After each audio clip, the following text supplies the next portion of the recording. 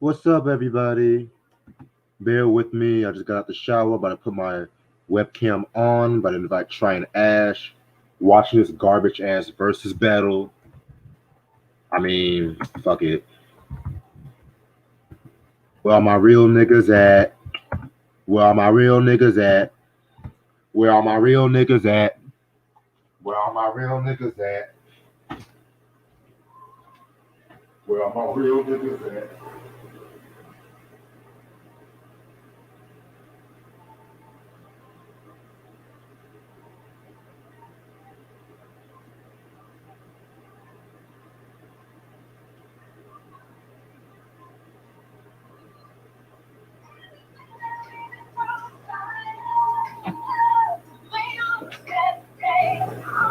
Well, I'm actually here now.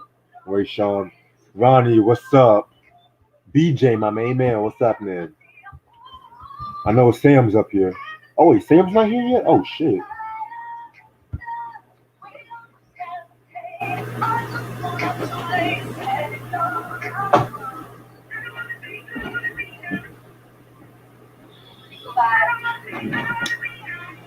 Thug loving. Oh, wait, Sean, you didn't know what OTW meant? Oh, shit. Sam, what's up? So we can talk about anything y'all want to talk about. I'm good because I have a lot of shit to say. I'm trying to get drunk tonight. This day was shit as usual.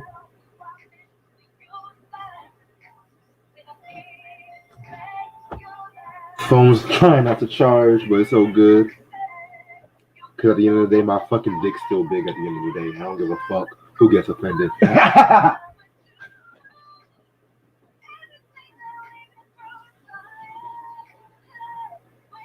Ray Sean, I'm kind of in a fucked up mood right now, but it's all good.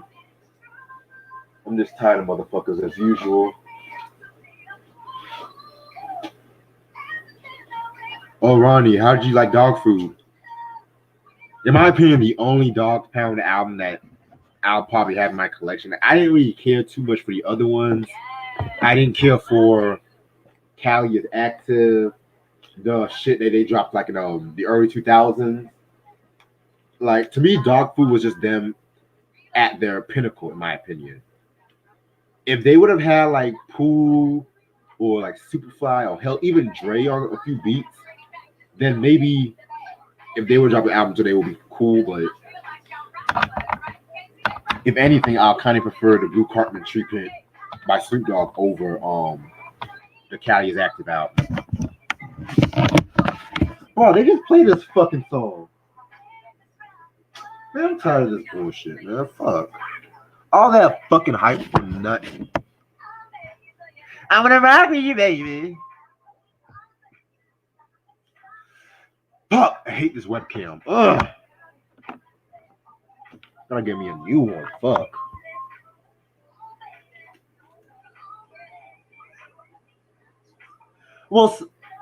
Well, BJ, to be real with you, there's some days I kind of prefer It Was Written over Illmatic, but I feel like Illmatic was more of the influential album. I feel like lyrically, It Was Written was much better, concept-wise and lyrically. I mean, I love Illmatic. I have no bad words to say about it, but I feel like everyone tries to make their. I feel like Illmatic is one of those albums everyone tried to redo that it just loses the value of the OG, in my opinion.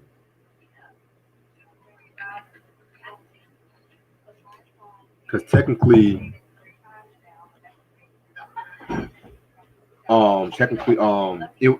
technically has like 9 tracks, whereas It Was Written got maybe about 15, 16 tracks, depending on what edition you get.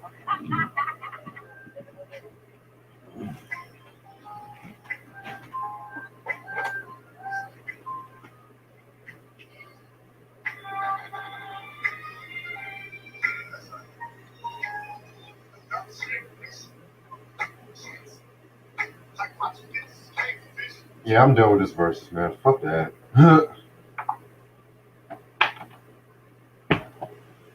Give me the Lil Kim and Foxy verses. That's what I'm fucking waiting for. I want somebody to get fucking shot at that bitch.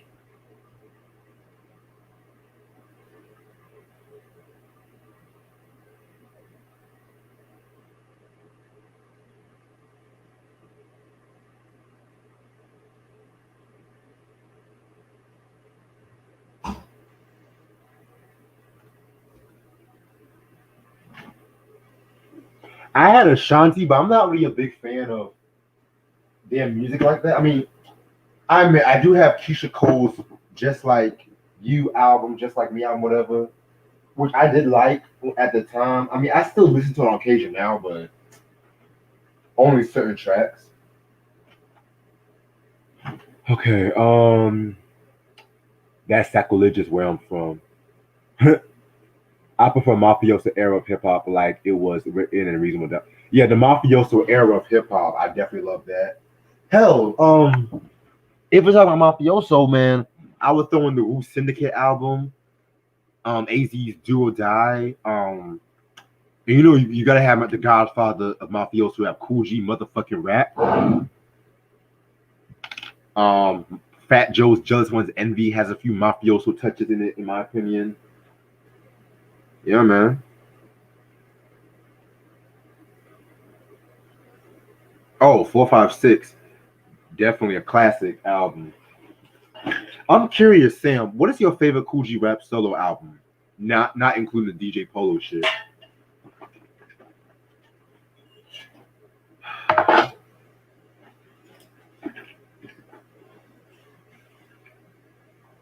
Let me see what I missed.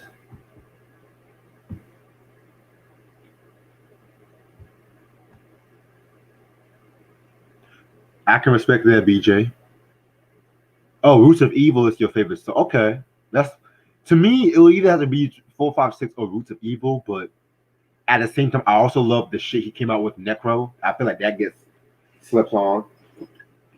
The Giacana story back in 2002, it was good lyrically, but the production was kind of weak on that one. Cause I know that album went through a lot of issues, to say the least.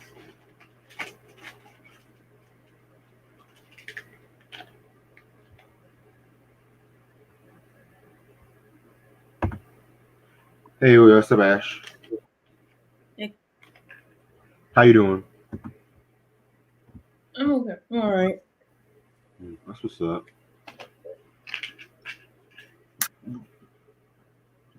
You know, once they started repeating certain songs in the verses, I was like, yeah, I'm out. Yeah, because I noticed that they were repeating "Rock with You" again. Yeah. Yeah. Yeah, I mean, Ashanti did look good, and Keisha did look good too. But at the same time, I don't know. It just felt rushed. That's what someone said on Twitter. Felt rushed. It felt Mm-hmm. like y'all motherfuckers were late as fuck. Mm-hmm. Well, yeah, I'm not gonna lie, y'all motherfuckers were late as fuck because Ashanti she was late, but Keisha came with the attitude talking about let's get this. So I'm like, girl, what the fuck?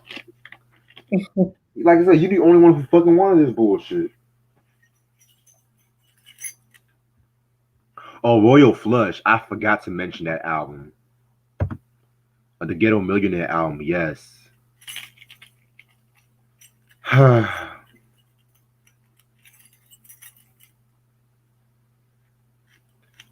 they did rush that verses. Exactly. I'm over here watching White Boy Rick. Oh, I've seen that movie. Yeah, everyone's seen this movie except for me. I was watching it this morning. I was like, oh, this shit's kind of interesting. Yeah. But I don't know. Because it was based on a true story. Yeah. But I don't know. This Rick dude just playing. I don't think he's that good of an actor. I don't know. I think this might have been his first film ever. I don't know. Which is what I'm thinking because, like I said, this is what I'm thinking and stuff like that because like I didn't want to be too hard on him. I don't even know the actor's name, but yeah.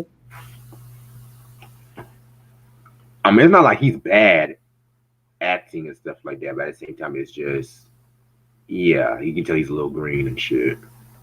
Mm. And of course, this shit wants to buffer.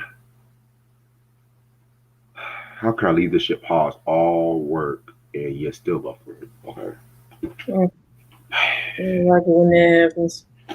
Right.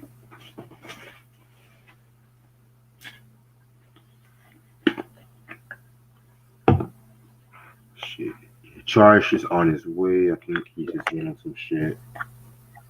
Okay.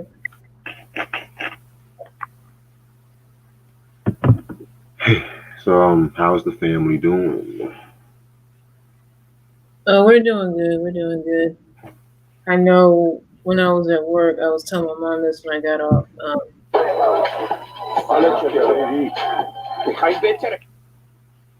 Majority of the people who came, a lot of them didn't have masks, didn't wear any mask at all. Because, like, sometime around this afternoon, there was a guest, a woman, who brought her two-year-old daughter to the place, and they both were wearing masks, but she was concerned about the fact that the majority of the people who were up in there, who showed up like around 1 o'clock, they didn't have no mask at all.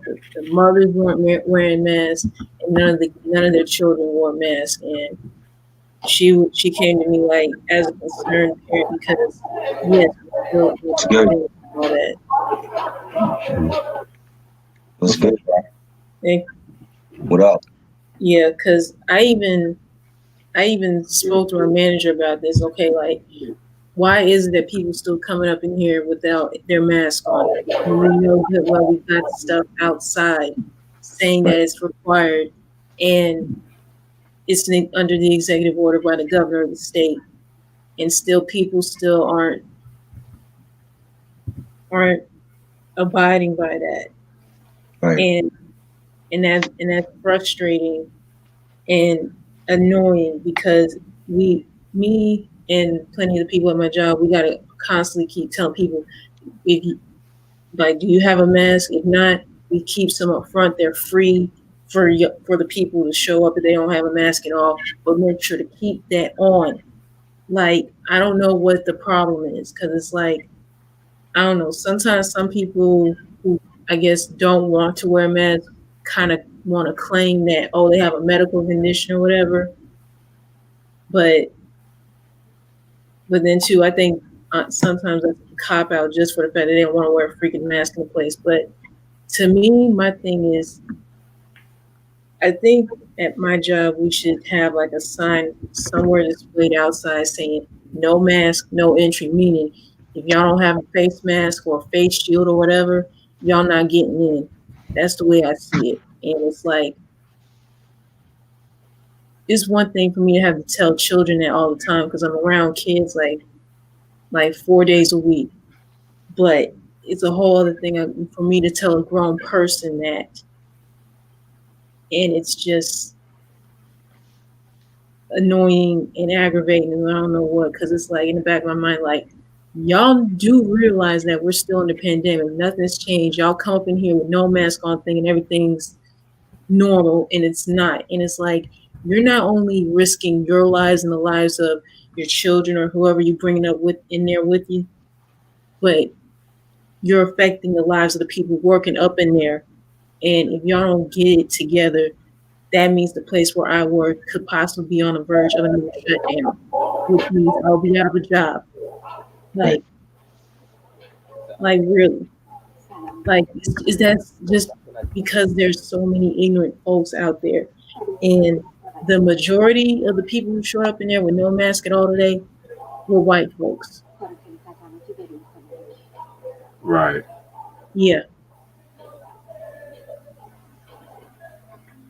What's good? Sam, BJ, Ray Sean, Q. Hey guys. Ronnie, what up? Yeah, it's just frustrating at my job. Cause I'm like, like I said, like, something's gotta give, cause it's me. Cause I mean, we can only do so much, but it's like at the same time, it's like, why can't y'all just take this seriously? Because over 400,000 people have died from this. This is no joke. People have been hospitalized because of COVID and all of that. Now he's doing what you hear with his wife in the middle of the night. Yeah, but there's the same people who said, Johnny was busy for 12 right. That's how he's doing. They're the same people who said that they're tired of being quarantined and shit. Okay. Exactly. Like, we won't have to keep worrying about another possibility of being quarantined if people just wore a freaking mask, practice social distancing, all of that, and y'all still ain't Why you didn't call me? getting it. Right. Like, I don't know what bigger wake up call you would need. This is what I fucking hate. My thoughts in it is, yo, people over here, I tell you, like the Jewish community, they don't believe in wearing masks, so they're not wearing them, and it's causing a conflict with the senator, the governor, and they already is saying that they're gonna have a shortage of vaccines when it's out, and that's just what it is. So like, yo, I showed you the masks that we wear, and it's like it's no joke because I got a cousin and he's 15 and he got it right now. He got a quarantine away from him. So, and he got it by being on a party. You know what I'm saying? With other teenagers, and they probably got it too. Yeah, you know what? That's the thing. I think people gonna be wanting to take it seriously Mm-hmm. the minute it hits close to home or someone close to them. Right. Cause I know one of my sisters, she had COVID and she recovered from it, thank God. Mm-hmm. Yeah. It's a real thing, and It's serious too, yeah. people need to really mask up and wash their hands and all that, and Yeah, mask stay up, away. wash their hands, practice social distancing. Like, exactly. It's like this ain't over. If grocery stores and other places have signs and saying that masks are required, even if you have to be on a city bus or whatever, or wherever you gotta go, what part of that don't y'all get? And the place where I work is no exception. Like, come on. Cause you're not only like because like you're affecting everyone around you whenever you coming up in there. And mind you, it's the same group of people who show up like every week on Thursday from 1 to 3, and they never come in with mask on. And I'm like, why do you still keep checking them in when you know good and well they ain't got no mask? Because my thing is, no mask, y'all not gonna get in. That's my take. If I was running the place. And they're gonna give you a card when you get vaccinated. They're gonna give you that vaccine card that you take everywhere to get into restaurants and movie theaters, everything. Mm-hmm. And if you don't have it, you ain't getting it. Mm-hmm. Nope. That's gonna be the new ID. And that's the reason why there are days when I can't believe I'm even at work. Yeah, there are days where even when I do have to be at work, I'm like, I can't believe people will really have the nerve to walk up in here like it's nothing and don't have nothing covering their face, but want to be all up in your face the minute they want to talk to you. And I'm like, It's crazy. Yeah, and I just can't.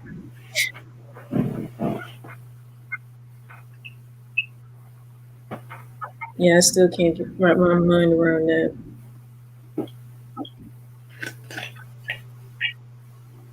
Because we're smarter. I mean, Johnny,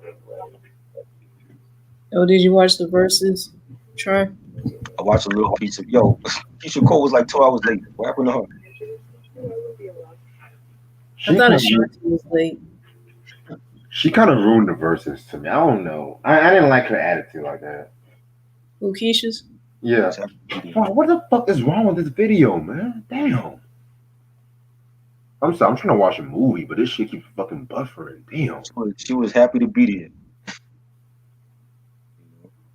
there. But for the most part, I did not like this verses. Yeah. It was too boring, too forced. Ashanti was on time. She was barely on time too. Let's stop. If this shit starts at 8 o'clock, motherfucker need to come in at 8 o'clock. But exactly. I think the only motherfuckers that came on time did Alicia Keys and John Legend come on At time? one time, John Legend don't like being late because he's usually the one that's ready, and his wife be the one that's late, and he hates that. He likes to be on time for everything. Didn't he cheat on his wife or some bullshit too? Oh wow. I didn't. What? I heard. No, no, not him. It happens. Oh Lord. And he's married to a white woman too, right? John Legend? Yeah. Chrissy T is No, Asian. she's mixed. Yeah, she's. Oh, okay. Excuse me. If your skin is white, I just automatically say you white. Girl, We've all seen what Chrissy Teigen looks like. I mean, come on now. girl, I wanted to smoke yesterday, girl. I'm trying to have some me time. Shit. You know what? How late you staying up? Because I'm at a meeting right now. And I saw pieces of the inauguration. It was good. Finally to see somebody with common sense going into the White House. Yes. Yes. Kamala Harris. That was a good thing to see. Yeah. Am I the only one intrigued by the relationship between George Bush and Michelle Obama? Oh my God. Don't get me wrong. You know, Barack and Michelle, but I just like the friendship those two have and shit like that. Yeah. Shit. Yeah. No, I was gonna say that's like, even though George Bush Jr. is a Republican, at least he showed up for the new president coming along. Mind you, Mike Pence, the former VP, him and his wife showed up to the inauguration, and of course Trump and his wife left like time before the whole thing started, and that just proved right then and there he's a sore loser. Well, he's going to Florida. Maybe he can live next door to George Zimmerman at this point.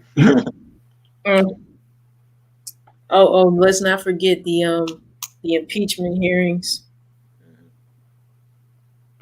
What is that? The trial. He's supposed to be going on trial for the thing that happened at the Capitol. Remember?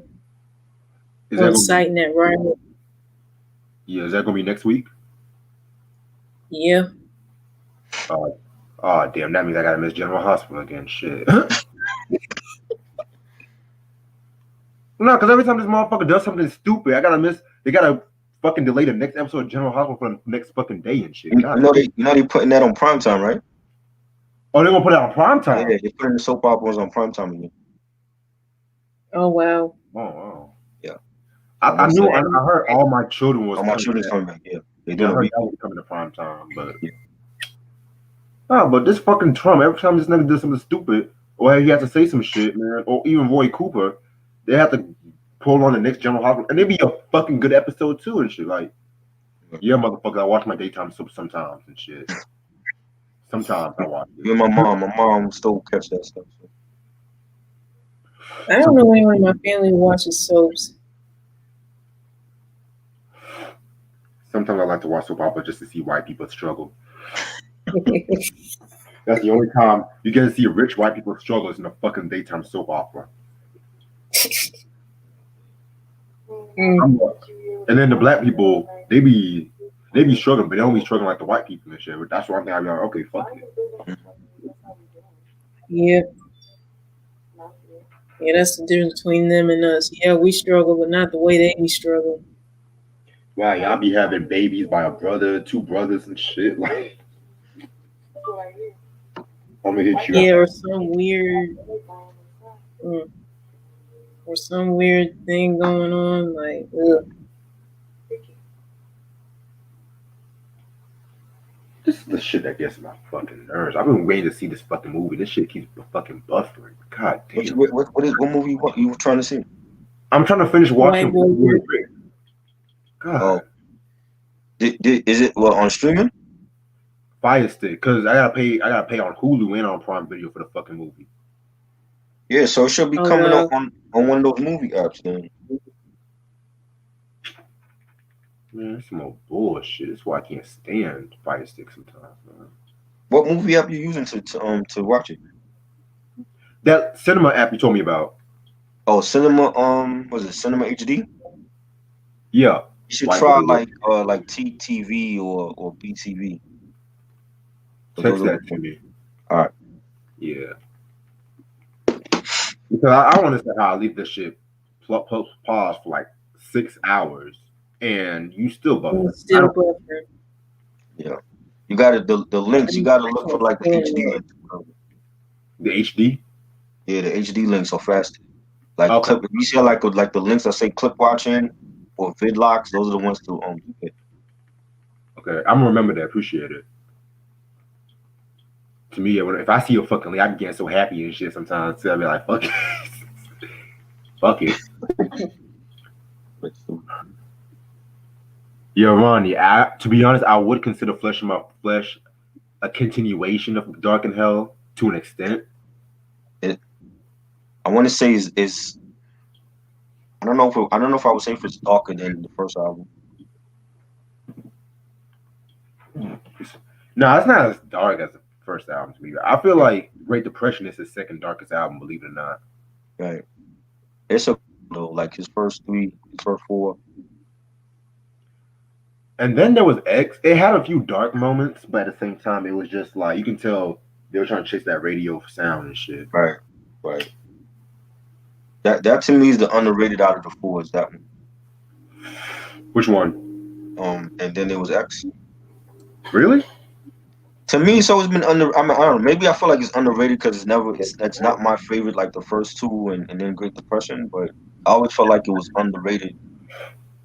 I respect your opinion, but that wasn't like his best-selling album. I always consider Great Depression his underrated album. Right. That one too. That one is underrated. Oh yeah, just to let everybody know, tomorrow 9:00 on Instagram, I'm gonna get my very first Instagram interview. Shout out to Radio Red Rocks. She's gonna interview me for a show. Just gonna talk about my career, what I think about certain shit. You know what I'm saying? And you know me, man. Once I get on live and shit, I know I'm gonna go a little crazy and shit. Yeah. Who knows what will happen? You know, who knows? Right. But since it's my first Instagram interview, I gotta be presentable. Can't be like Martin on SNL. None of y'all need to watch that. Oh,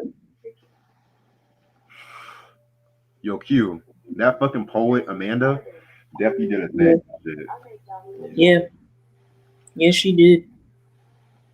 And she's black and pretty and dark skinned. And 22. For real, I had to ask myself, hold on, is she over 2018 and shit? Because right. I know you said you would never date a girl who was 18. 18 to 19. Right. 20s pushing it. Yeah. But yeah, I liked what she said, but she was just fine as fuck. I'm not gonna front. That whole inauguration was good. She gotta be African, like Lebanese, like Liberian or some shit. She gotta have some Liberian in her. You think so? Yeah. You said what? You think so? Yeah, because Liberians, they always have a very exotic, sexy traits to them. Shit. That's why Michael made that song, Liberian Girl. Oh yeah, that's true. Me and Michael, we are.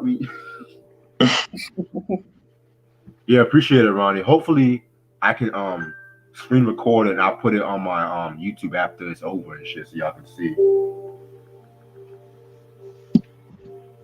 We need to talk about that list. So we can talk about it now. I wasn't gonna talk about it because I don't care for these lists. But I mean, BJ hit me up about this list, and I'm like, yo, and I'm just looking at the list and seeing how ridiculous and crazy it is with the albums they put on there. You know what I'm saying? I'm like, this is why I never read Rolling Stone and Billboard and Spin Magazine because it's not for the culture. You know what I'm saying? Like if it's not the Source Magazine or Vibe Magazine or Double XL, I was not reading it.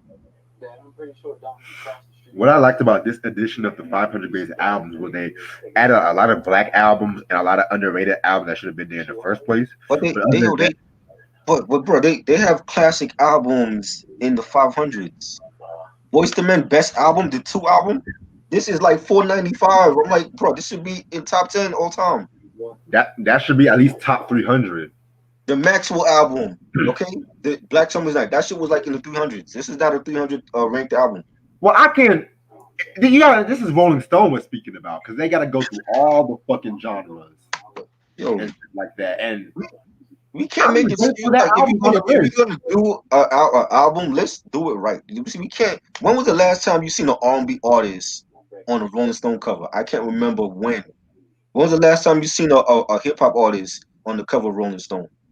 wait, wasn't Takashi or Future one of them niggas on the Rolling Stone? Like I said, when was the last time you seen a hip hop artist on the cover of Rolling Stone? Okay, you gotta go. You know what I'm saying? It's like they didn't always do that. It was like once in the blue. You have to be either Puffy or Dre and Snoop or Outkast or maybe Busta Rhymes to be on the cover of that magazine. They wasn't doing it like that. They thing was rock and roll. I feel you on that. You know what I'm saying? To have the best Boyz II Men album of their discography at number like 495 is retarded. That is a 5 mic classic album. But Taylor Swift Red is 99 though. Huh? But Taylor Swift's Red album is 99. I don't listen to Taylor Swift. So I mean, I'm talking about like how do you put Lauryn Hill album is number 10? Number 10? They took Thriller out of the top 10 and put it number 12. Like, come on. That was what pissed me off.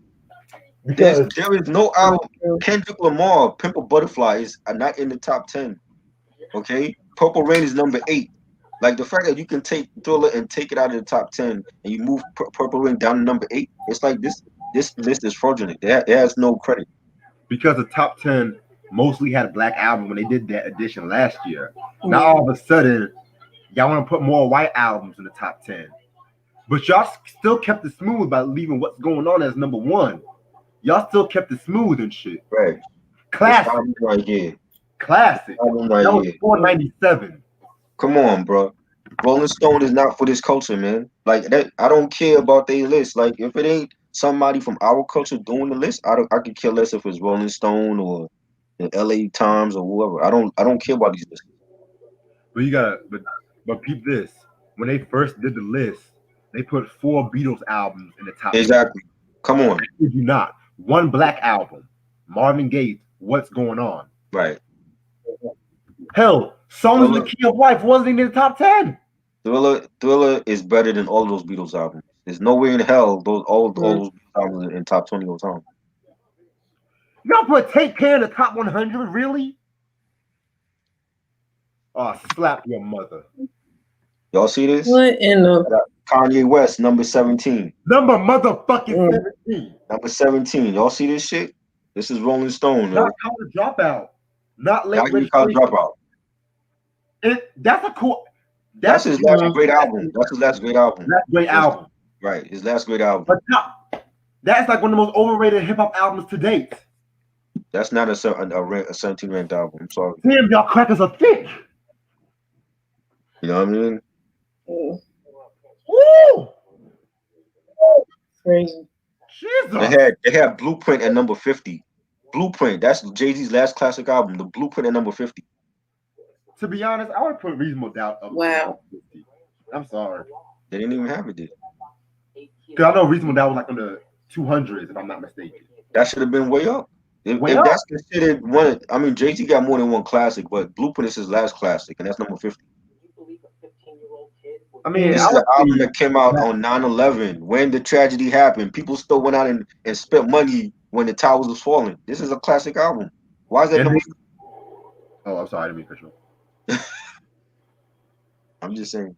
And they ignored the other tragedy, which was the debut of Fabulous's album. That's being funny because Fabulous ain't got no classic albums. Who? Fabulous? Oh yeah, yeah.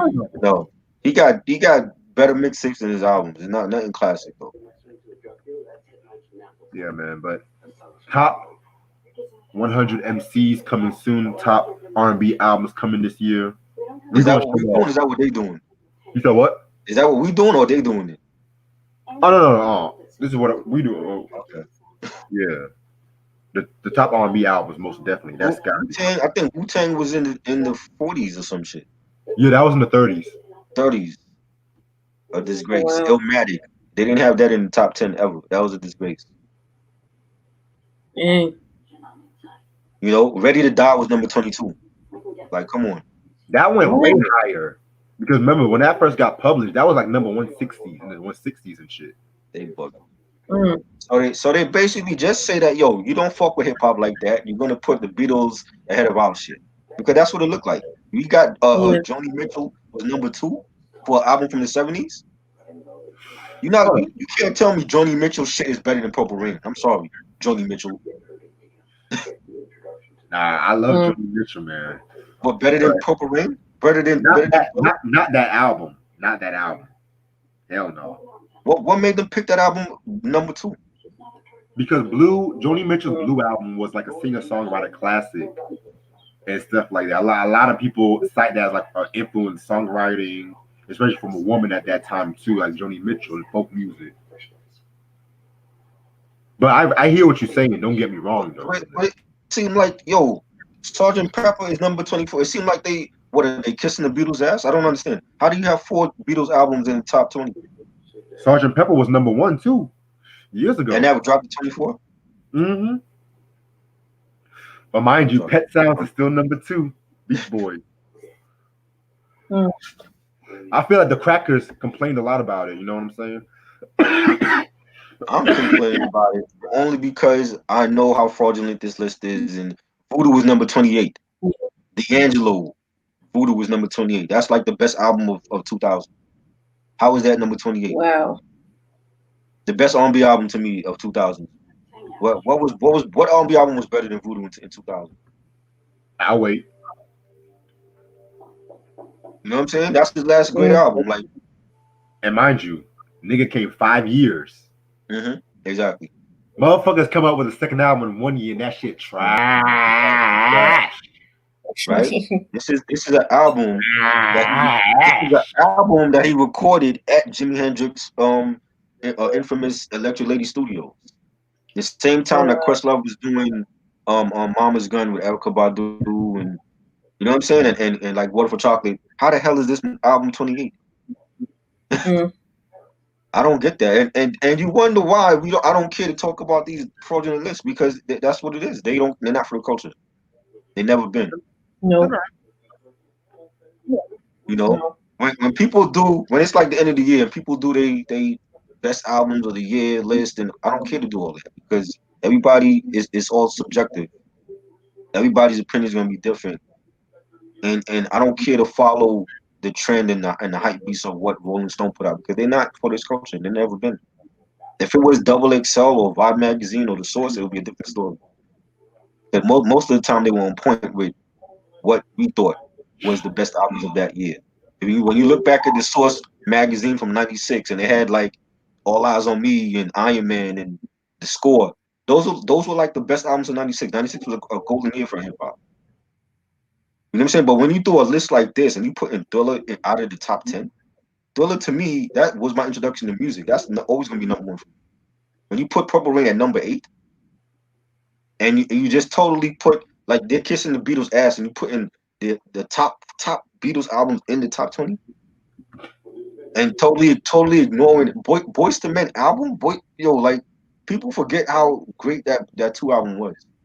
Yeah. They broke records with that. With I'll Make Love to You, they broke records with that. After breaking records with End of the Road. You know what I'm saying? How do you put that in the 400s? I don't understand that. You know what I'm saying? Wu-Tang, the first Wu-Tang album, Wu-Tang changed the game. How do you put Enter the Wu-Tang in like in the 20s, in the 40s?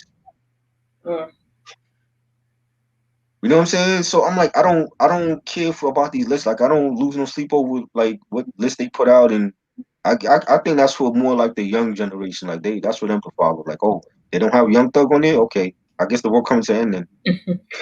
You know what I'm saying? That's not for me to follow because we already know what the best albums were. If we had to do our own 500 list, it would look totally different than what Rolling Stone put out. Of course, he's found guilty. Number 28, but that's retarded. So you mean to tell me all of the Beatles albums is better than D'Angelo's Voodoo album? You know, they don't even got Wu-Tang Forever on there. The best double album, in my opinion, ever. They don't even got that on.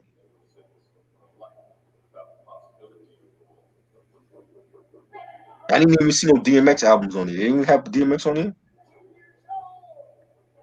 Mm.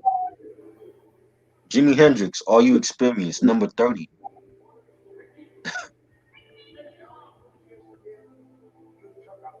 Miles Davis, Kinda Blue. I think I saw. Yeah, I don't know if King is in here. I think I saw King with that on vinyl the other day. You said which one? Kinda Blue, the Miles Davis album. Yeah, that was number 12 years ago, but they That dropped was that. and it's number 31. I don't remember seeing Big Pun or Big L on this list. They too street for Rolling Stone. But then why even do the list though? You know what I'm saying? If you're gonna do a 500 Frank list, Ocean's why Blonde even at do the list? 79. Man, Why do the list? Man, Channel if that was Channel Orange, I would respect that more. But Blonde, I'm sorry, Blonde sucked. Let me ask you all something. When it comes to Beyonce, what's her best album to you? Lemonade. Lemonade? They got Lemonade at 32. oh wow. Amy Winehouse, Mm. a classic album, is right after Lemonade. So you mean to tell me Lemonade is better than Amy Winehouse album? Mm. Right? You know what I'm saying? And I told BJ, I'm gonna talk about it just because he wanted us to talk about it, because I don't care about these lists, yo.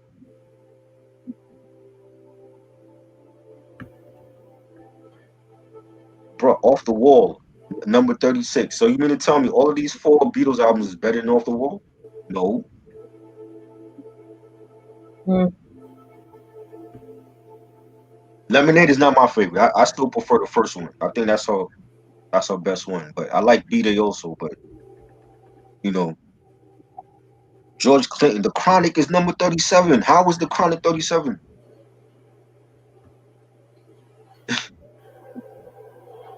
A groundbreaking rap album is number 37 on it. Over like the Beatles is in front of The Chronic?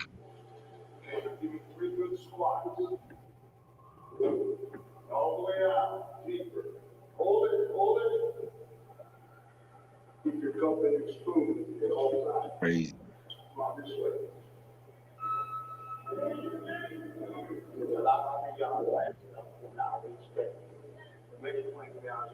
Man, Shit, man. it's just a bunch of crap, yo. It's like all this Bob Dylan and Beatles stuff. Just put them on the list and don't put our hip hop stuff on it. You know what I'm saying? Because it's like the value in our albums for Bob Dylan and the Beatles.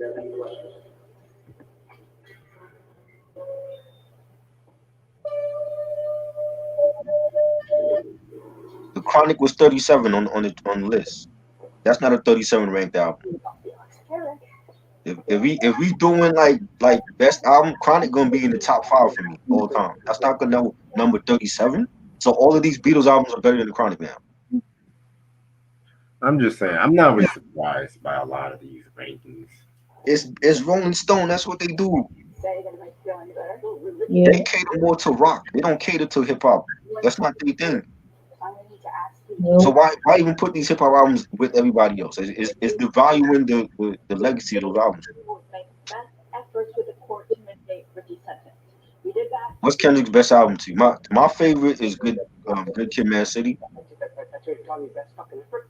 I'm gonna go with Pimp a Butterfly. That was a great one too. You know, I like Damn. I thought Damn was solid. Yeah. You know, Section 80.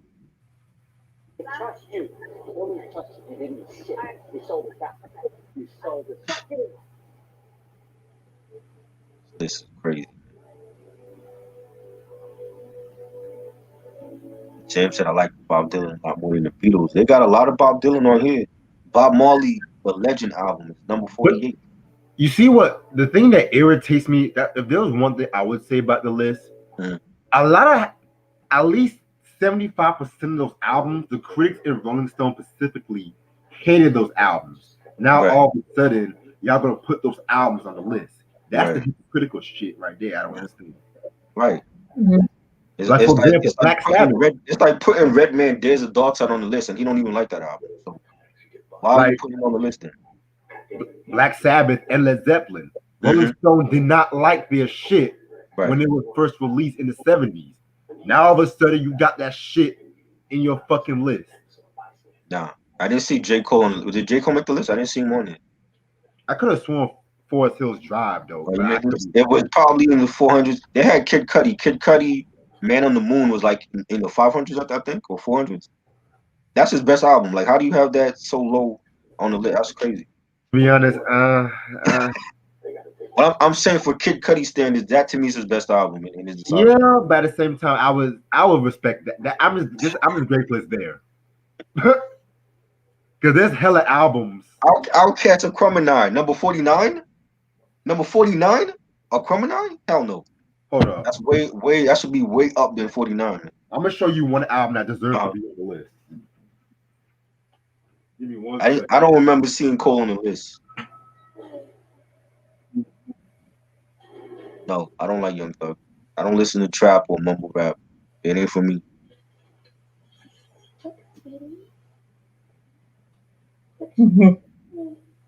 Would you consider Good Kid, Mad City was a great album. I'm not putting it up there with Illmatic though.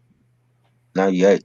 I gotta give some of those albums like 20 years. You know what I'm saying? Like, I don't believe in instant classics, or even 10 years is too yeah, like that album was low on the list. Exactly. That was low on the list.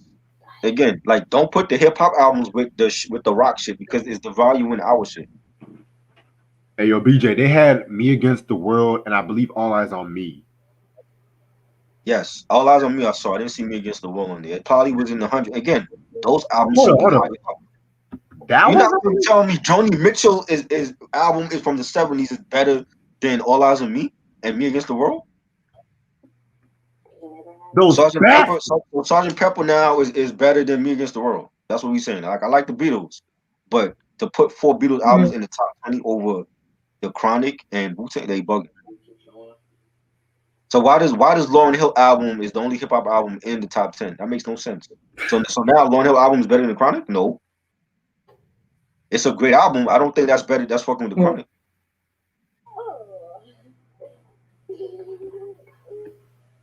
You know, is that better than Ready to Die and Enter the Wu-Tang 36 Chambers? No, not to me. But once again, it's a great album. But if we comparing albums, I got Chronic, I got Ready to Die, Illmatic, Me Against the World over Miseducation Lauryn Hill. And some still debate after all these years: is it a pure hip hop album? Is it R&B? Is it both? You know what I'm saying? She's the only hip hop album that made it in the top 10. Everybody else is like rock or whatever. You know what I'm saying? Yeah. Ronnie said, "What's my favorite song from Bizarre?" Other Fish. I had a memory with that song too. Outkast got like the most Grammys for the Love Below Speaker Box. That album wasn't even on the list. You know what I'm saying? How does that happen? But they got a Criminal 49. Oh, Hey, you know what? Also, that kind of irritated me, to keep it a buck with y'all. For James Brown, the Godfather of Soul, right? Mm. He has 2 compilations on live album. Exactly. Where was Sex the Machine was like in Payback, the Yeah. Hell album, Right. Cold Sweat? So you mean to tell me that the Godfather of Soul has only has compilations and a live album? Really? And Sex Machine was like in the hundreds. Oh, I forgot. Sex Machine was on the list. Yeah. I forgot. But that was technically a live. Right, a live album, right. Greatest hits. Yes. That was he kind of did that live album. Still, the Big Payback, the album that revolutionized fuck music, the song Hella Motherfuckers hip hop R&B rock sample. That was not on the list. Nope. Slap Your Mother. Diamond Life, Sade, 200. Is that the best Sade album? To me, I would have put Love Deluxe Stronger than Pride. You know what I'm saying? Hey, I mean, I would say stronger than Pride too, but you gotta remember, Sade, she's ours. Right. You gotta remember that. I mean, when it comes to Whitney, she's ours, but she's loved by all. Right. Sade is loved by all, but at the same time, she's ours. Yeah. So of course they're gonna pick the most influential. Just say, "Oh, we hope the niggas are satisfied with this. Let's just give them this, so the niggas will be satisfied and shit." It was written. I didn't see it was written on there. Of course, of course. BJ says he thinks Lauryn Hill's album is better than Wu-Tang's album. To me, I think Wu-Tang album is better. Lord only had one album. Again, but it's the impact. I guess they Oh, I you guess said they album? put in the impact of it. The Yeah. impact of it. I mean, people say the same shit with the Fugees. Oh, the Fugees had one great album, but it's the impact. Okay, but they no longer here. They broke up. So what impact did they leave? To be honest, if the Fugees was like the only hip hop album in the top 10, I would not even be mad about that because that album was loved by Rolling Stone and it Right. broke a lot of records too. So I would not be upset about that. Shit. What impact did it have though? I mean, I can see Lauryn Hill. What impact did the Fugees album have? Because the score really, the impact the score had was, for one, it pretty much brought a lot of island vibes into hip hop, like with the Haitian and stuff like that. It was a lot more versatile too, and with Wyclef not being afraid to tackle like a lot of genres, the stuff that they were talking about on the album was very different from what a lot of people were talking about. I mean, not too different, but it made it more accessible to the pop crowd when hip hop was still foundering on the gangster rap and shit. So it's not a competition. I mean, it's like if we talking about a list and people gonna talk about this list, the album placement is way off because it's like they put all their rock stuff ahead of our shit. Mm-hmm. You know what I'm saying? And I know for a fact if you're a hip hop head or if you're a lover of soul music, you're not gonna grab that Joni Mitchell album before What's the 411 or My Life. You know what I'm saying? Those are great. Those are like the best Mary J albums to me. They're not even in the top 10, but they got Lauryn Hill album ahead of those. So Lauryn Hill album is better than What's the 411 in My Life? No, not to me. Again, it's a great album, but I mean, if we got to talk about album placements, there's a lot of other albums I'm putting in the top 10 before Lauryn Hill's album. 30 years, shit. Yeah. Yeah, they locked him up that long. I don't know when Kendrick dropped it. Kendrick was supposed to drop last year. I don't know when he dropped it. You know what it is, in my opinion? Because all y'all fans dick riding Lil Baby. Y'all trying to talk shit about J. Cole and Kendrick and shit like that. Talking about, oh, how come they're not dropping conscious albums and shit like that? That's what it is. All y'all motherfucking dick riders and shit. Motherfucker drops one conscious album. He's the next Nas. Hell, Roddy Ricch almost going diamond. No Quincy Jones. I didn't see Quincy Jones on the list either. And that won hella Grammys. Right. A lot of records and shit. Okay. Right. I didn't see. Was Luther on the list? I didn't see Luther on the list. No, Luther wasn't on the list, man. Yeah. Like, he's ours. Luther is ours. Right. Oh yeah. They put the whole Rolling Stone discography on this list, yo. You know what I'm saying? Bitches ain't shit, but hoes are tricks. Dre's mama needs a haircut so much look like she got buckwheat in her armpits. Let me stop. D'Angelo, Brown Sugar, 183. Come on. Really?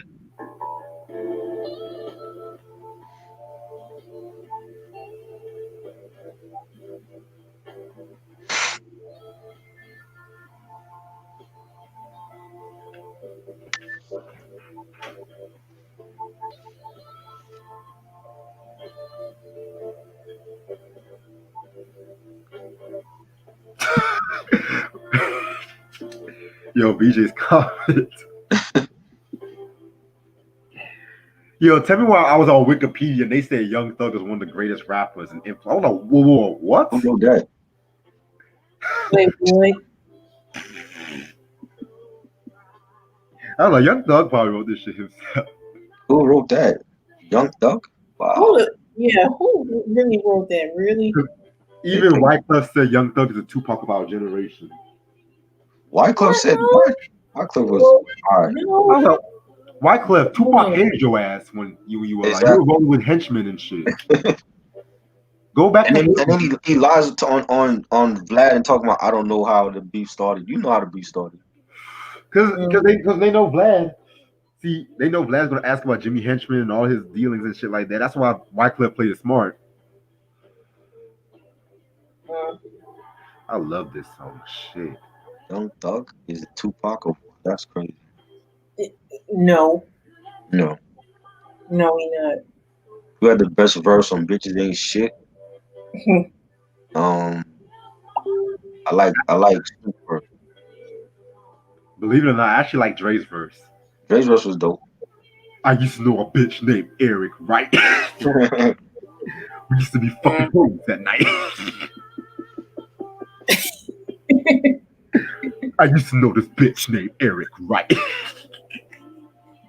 Yo, shout out to NWA because they were the first motherfuckers to actually say government names in hip hop. I was talking to your bitch O'Shea.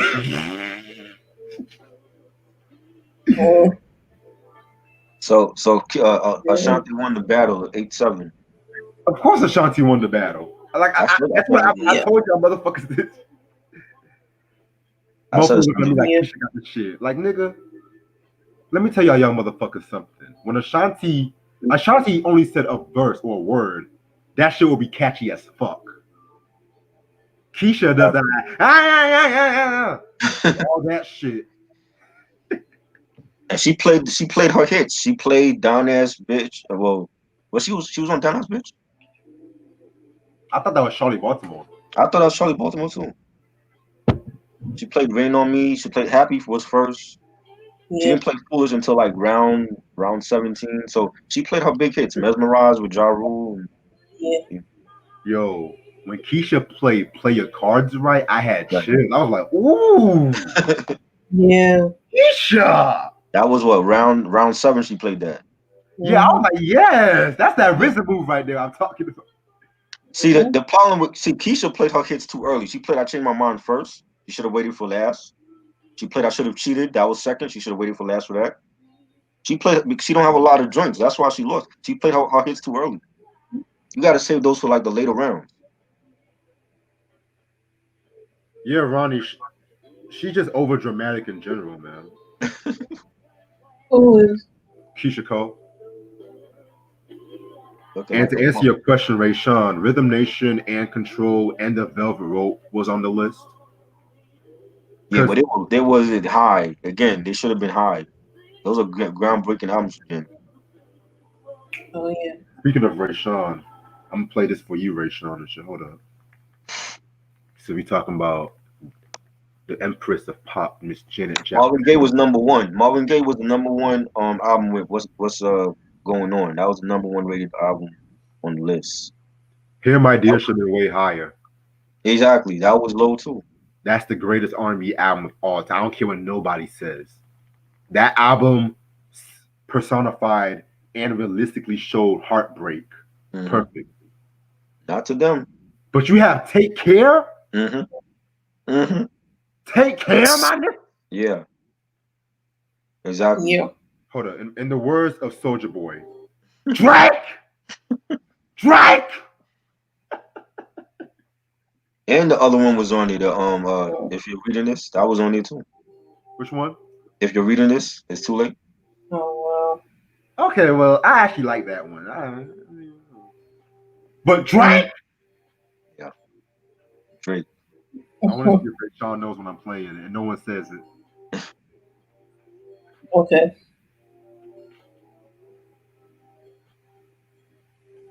But yo, I was thinking I had a weird idea and shit. Uh-huh. For a song, I'm gonna do a song called "I'm Coming for Them Niggas." Stop me, stop. Like down for my niggas. Okay. But it's a twist, Right. and the Okay. twist is it's a storytelling song about how this white person said "down for my niggas." Oh wow. Controversy. That's smart, is it? Yeah. Because people will automatically think, "Oh, we just talking about down for my niggas," but nah, it's a deal about how white people overuse that word and shit. Yeah.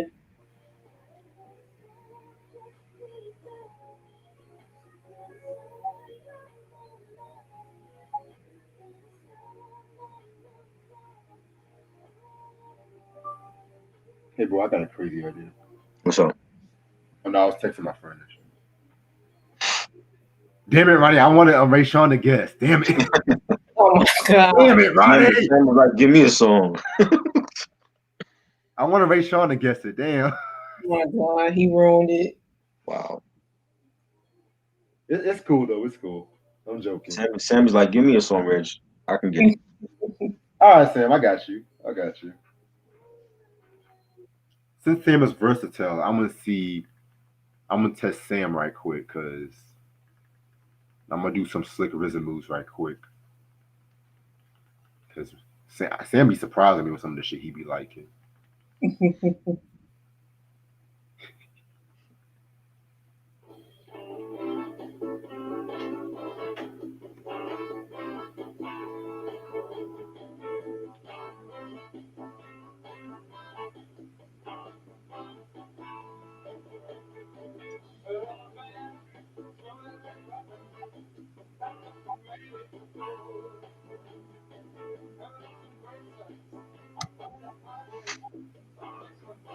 But anyway, so Soulja Boy has been charged with sexual abuse to his ex, believe it or not. Oh, So I guess by tomorrow we have to hear the cancel Soulja Boy speech, I guess.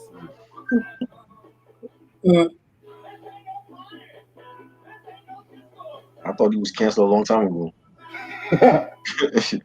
You know, Soulja Boy, he's still around. obviously.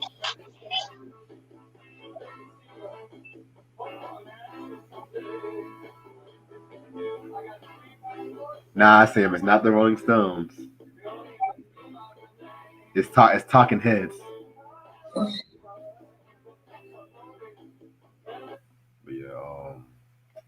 yeah, BB King. They only had one album in the first edition, but I think they took the album out. Yeah, and I ain't seen no R. Kelly albums in the album. Man, you know R. Kelly wasn't gonna do Yeah. Rolling Stone, you know what I'm saying? You know it. You know R. Kelly ain't gonna be on that. Yeah, you know he ain't gonna be on that list.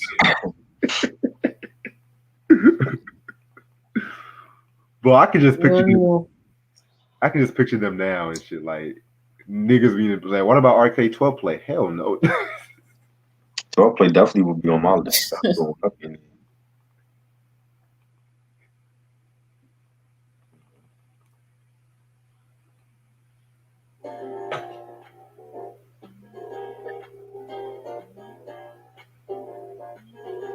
Shit. You know, BJ, I listen to a few blues. Like I like BB King, I like Howlin' Wolf. I like Big Mama Thornton, Billie Holiday, you know. I know of some of these artists, but I know like I don't really like listen to them like that. You know, Billie Holiday and they all legends, you know what I'm saying? Muddy Waters too, yep. Yeah. Mm. King and all that. Yes, I'm playing Natalie. Playing young Natalie. First album. The girl that had Aretha Franklin on her knees when she came out. like imagine Aretha Franklin taking over from 67. Then Natalie Cole came out. Mm-hmm. The daughter of Nat King Cole. Right. And then she beat the Aretha Franklin Grammy when imagine the beat that they had with because you know Aretha, man, you know she was always worrisome about her throne and shit. Right. Believe it or not, she didn't like Mary J. Blige, I heard at first. Really? Why not? Because remember when people started calling her the queen of hip hop soul, I think originally they called her the new queen of soul, but Aretha wasn't having She was not having that. Yeah, Aretha got mad at Beyonce too. Because Beyonce called Tina Turner the queen. Oh.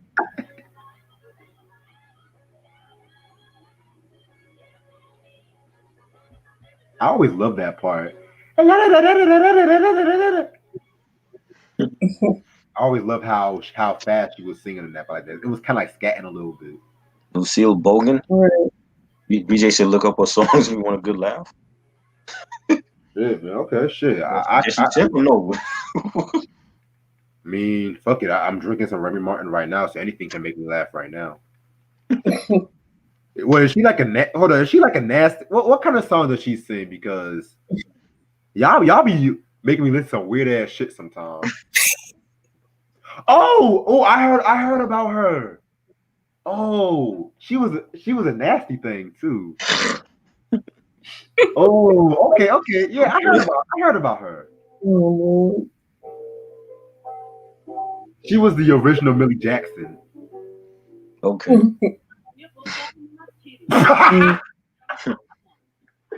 She said, "I got nipples on my titty." Wow.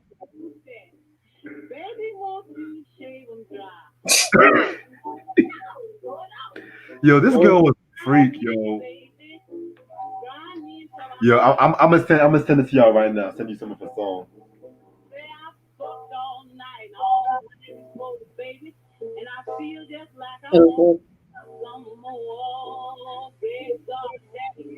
Nah, Millie Jackson though, that's my girl right there. Billy be fucking giving head in concert. She was a regular little Kim. The Fuck You Symphony alone. Fuck you! Fuck you! Fuck you! Fuck you!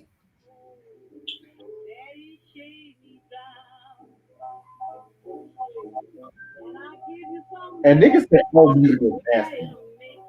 Did y'all forget about Lucille? And I ain't talking about Lucille Ball. Shit.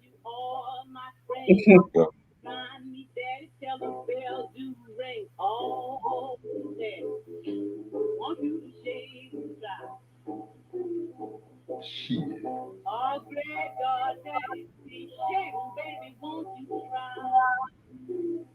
Anyway. Hold up, we did like a whole discography on MF Doom like albums like 2 years ago. Yes, sir. Just look, just type it in MF Doom discography, right? It should come up. Now wait a minute, Sam. I respect your opinion, but that's the Queen of Soul right there. Shit. Damn, with all these requests y'all motherfuckers sending me, I might have to open up a fucking PayPal or cash. Y'all be telling me, y'all be thinking this is like this is Reggie the Quiet Storm. Y'all be thinking this is Reggie the Quiet Storm or some shit. God damn. I didn't even play the hip hop yet. But y'all playing some good song. Carousel by Michael Jackson, Rayshawn. Oh my god. Why that was not on Thriller, I do not know.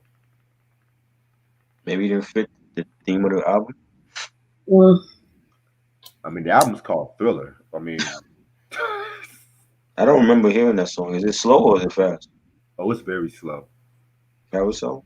That don't fit the theme of Thriller. Thriller was like a dance album. Wait, what song? I wouldn't call it, huh?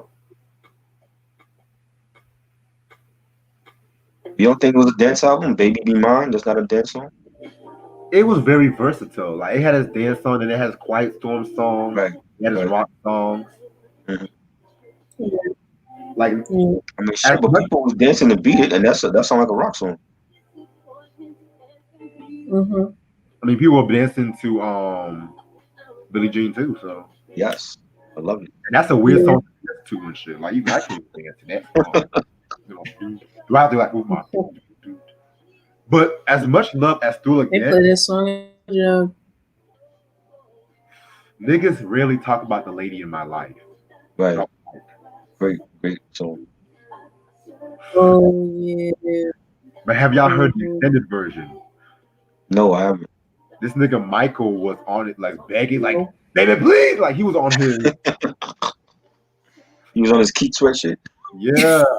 Because originally the extended version was supposed to have been on Thriller, but they had to cut it down, and that made Michael fucking cry and shit. 'Cause Oh. it's so Wow. good. Man was Oh. crying. Motherfucking Oh, deep. Michael Keith Sweat Jackson. Thriller has some good unreleased songs too. Mm. That's what kills me about these albums back in the day. Yeah. Y'all be having these 10-song albums, but then y'all be having these dope ass unreleased songs. Even if it's an album that I can't Yeah.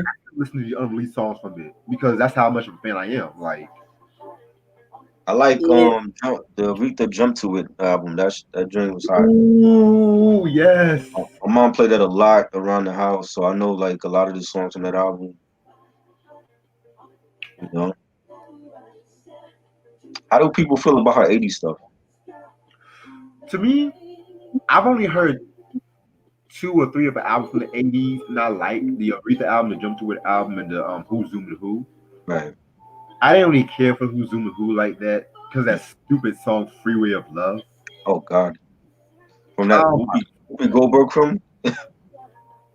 I'd rather listen to. Actually, no, I can't listen to Let's Hear It for the Boy. I honestly I cannot. No. Oh, come on. Let's hear it for the boy. Oh my God. He's over there. First of all, don't call me a boy. Call me a man. First of all, boy is a right racist word.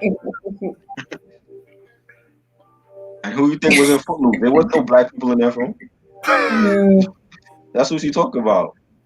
Kevin Bacon character. No. 6 Degrees of Kevin Bacon. Yeah.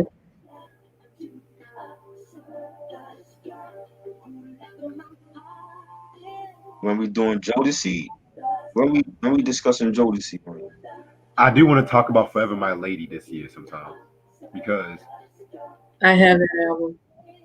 yeah, because I know we talked about Diary. I talked about Diary, and we talked about Show the Party Date. That long ass whatever.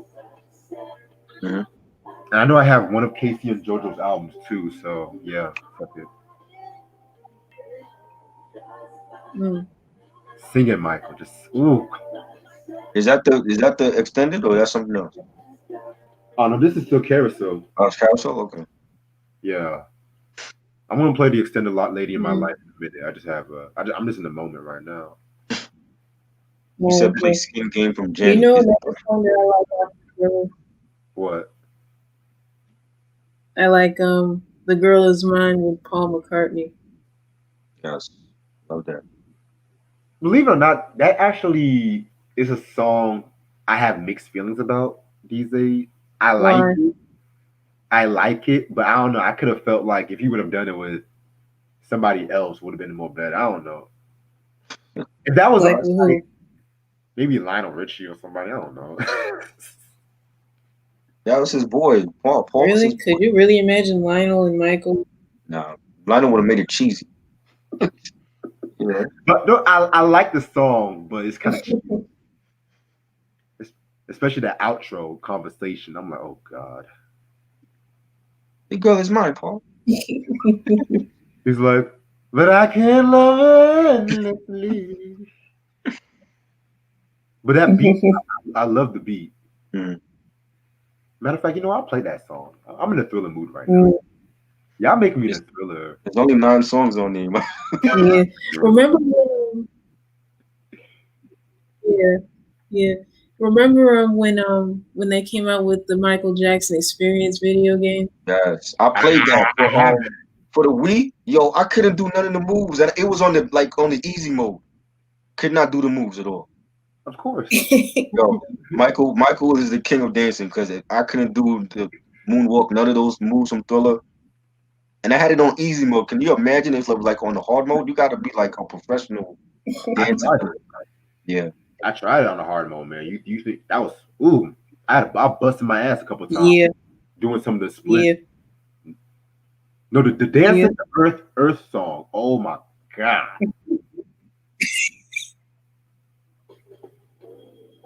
Wait, which song? Earth song. That was crazy. Oh, mm, It's crazy. But yeah, that was fun to even try though. Like the whole like people should try to play that game.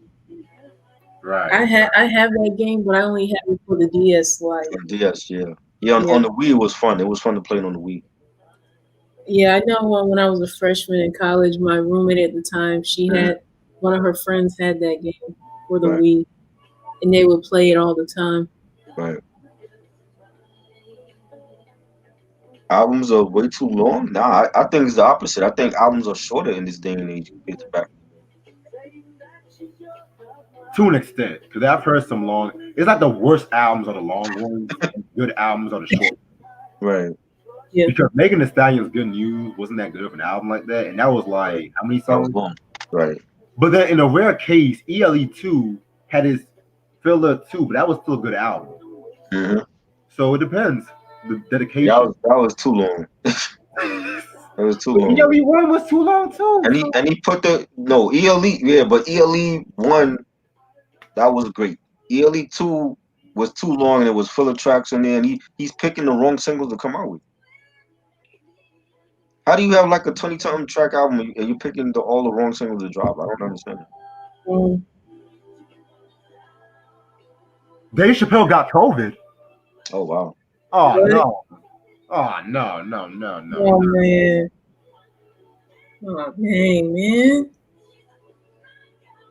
Michael got the better voice to me. Yeah, Michael. Mhm. But I feel like Prince had the best falsetto. Yeah, Capone and yeah. LA. Ooh, shit. I actually like the Dog Pound song more, even though they were dissing us, but I like that beat more.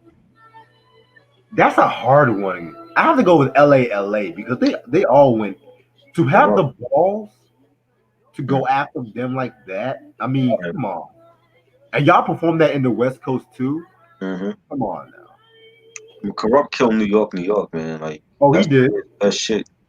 The same way Snoop killed them buildings and shit. Mm-hmm. The Loki when Snoop was knocking the buildings down, and he would do that little face and shit. He was trying to make look how hard and shit. Right. Then you would go on MTV talking about we gotta squash all this beef, but weren't you the Right. niggas squashing the buildings and shit? I'm just saying. Exactly. Yep. Bipolar ass niggas. Mm-hmm. They were pissed. Hell yeah. That's like me coming to Atlanta and just stomping on like the Trap Museum and shit. Right. Stomp on Magic City. Right. Like niggas gonna retaliate, and that's why Biggie had them shot up in that fucking track. Mm-hmm. Yep. But then Snoop was like, Biggie and Puff, nah, they're my homeboys. We was mad. We was mad when all that shit happened, but I mean, I never cared about the whole territory thing. It's like if you dope, then you dope. Look, man, y'all keep telling me to play this, play that. I'm trying to create a vibe here right now. I need shit. I'm on a Remy. Sacrifice of Victor. Is that from the Love Symbol album? Yes, sir. That was a great album. That's definitely one we need to discuss because nobody talks about that one. Yeah, man. Man. I know that's like a lot of people love that review I did years ago. But we can talk about it again because I got a lot and the comic books they made for that album was great. For real. I need to get that. Eric, where you at? Boss. This nigga be coming out of nowhere like Tom. You talking about I'm a canceled ass like Christmas. Boy, watching these old rap videos in YouTube, and then they used to have like, the fucking girls with the bathing suits. This was before Vivo, y'all. Yep. Thank God this shit is still on YouTube and shit. Cause Vivo, they be trying to cut a lot of shit out. Like, never watch the Onyx Last Days video on Vivo. Hey. Coming out with a new Prince album? You said what? Q said they coming out with a new Prince album. I heard they're going to re-release Controversy. I heard that. Oh wow. I don't know how true that is. And it's gonna be stupid money. Yeah. Man, Sign of the Times, that is stupid money. Mm-hmm. I saw that in Barnes and Noble for $92. The OG copy or the new one? The new The version? new one. Because the new one got the 6 discs. Right. Crazy. Black Album was, oh yeah, that's underrated too. I mean, all those 90s Prince albums went under the radar after Diamonds and Pearls and Love Symbol. That actually originally supposed to come out after Sign of the Times. Like, Right. yeah. My favorite song, Rock Hard in a Funky Place. Da, da, da, da, da. We're working all night, get the drop on her. But you couldn't concentrate because your dick's on her. This nigga Prince. Wow. This nigga Prince is talking about an erection. Cause niggas be having them premature ejaculations and shit, but they be trying to play it all cool and shit.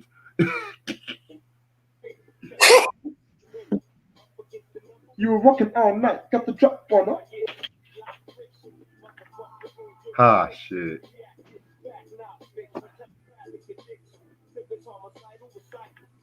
BJ said he got an extensive Prince collection on vinyl. That's what's up. I only got 2 on vinyl. I got Purple Rain and Around the World on vinyl, and then I got the other stuff, some of the other stuff on CD, but not everything. Yo, BJ, if you go to my Instagram, man, the first anniversary when Prince died, I showed all my Prince collection, including like the affiliate albums. Every hour that day, I showed it and stuff. Right.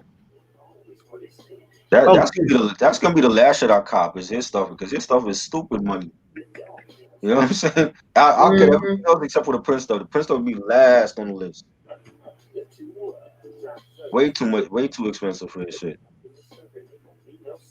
Oh, Sam, usually when I like to do like the live discussion where I'm just bullshitting around, I just like to say names that just catch people's attention and stuff like that. So I was inspired by the Chris Rock sketch, actually. I just noticed that. Niggas, blacks, African Americans, and house niggas. They're not gonna let you get away with keeping that title, right? You said what? On YouTube, they're gonna let you keep the title? I mean, I said late night bullshitting. I said albums to fuck to, some shit like that. I said a lot of weird shit. I'm surprised I got away with a lot of shit on this channel. You gotta go to the settings and make sure it's not for kids. I said that. I said okay, yeah. No, but that is a good idea though. Yeah. Doing a video for kids and then the discussion be all wild. Oh Lord. You trying to be a shock jock now? That's what you doing. You said what? You trying to be like Howard Stern? Being a shock jockey now. No, not like shock walk. Just like when we do a review and shit. Oh.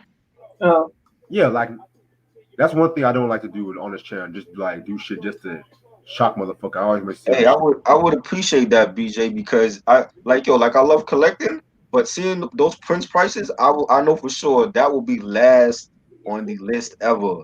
Like before I die, I will make it a point to get the Prince joints. Not now, because like if you look on Amazon, like you got like albums for like $200-$300. I'm like, bro, that's like a whole game system. You know what I'm saying? So if you could sell me some and then like, yo, that'll be appreciated. I'll definitely send you my address. Man, y'all talk about the Prince albums. Have y'all seen the Cold Chillin' Records albums, my niggas? How much? Those are like fucking $200-$300. The same as like Crystal Ball and all that. That's like $300-$400. Yeah, Crystal Ball, yeah, but Roxanne Shantae's The Bitch Is Back. in Discogs alone is $399. That's the one from '93. When was that? 93. Hold on, where's What's Eric at, came yo? over that? Where's Eric at? Hey, hey. By the way, BJ say he willing to send me some Prince albums. I'm definitely appreciative of that, man, because them shit's gonna be the last that I get, because like $300 for Crystal Ball, and I don't know one song from Crystal Ball. yeah, Crystal Ball is like unreleased songs. I know, but I don't if I have listened to any, I don't remember. But $300 for one album, Yeah. that's rent money.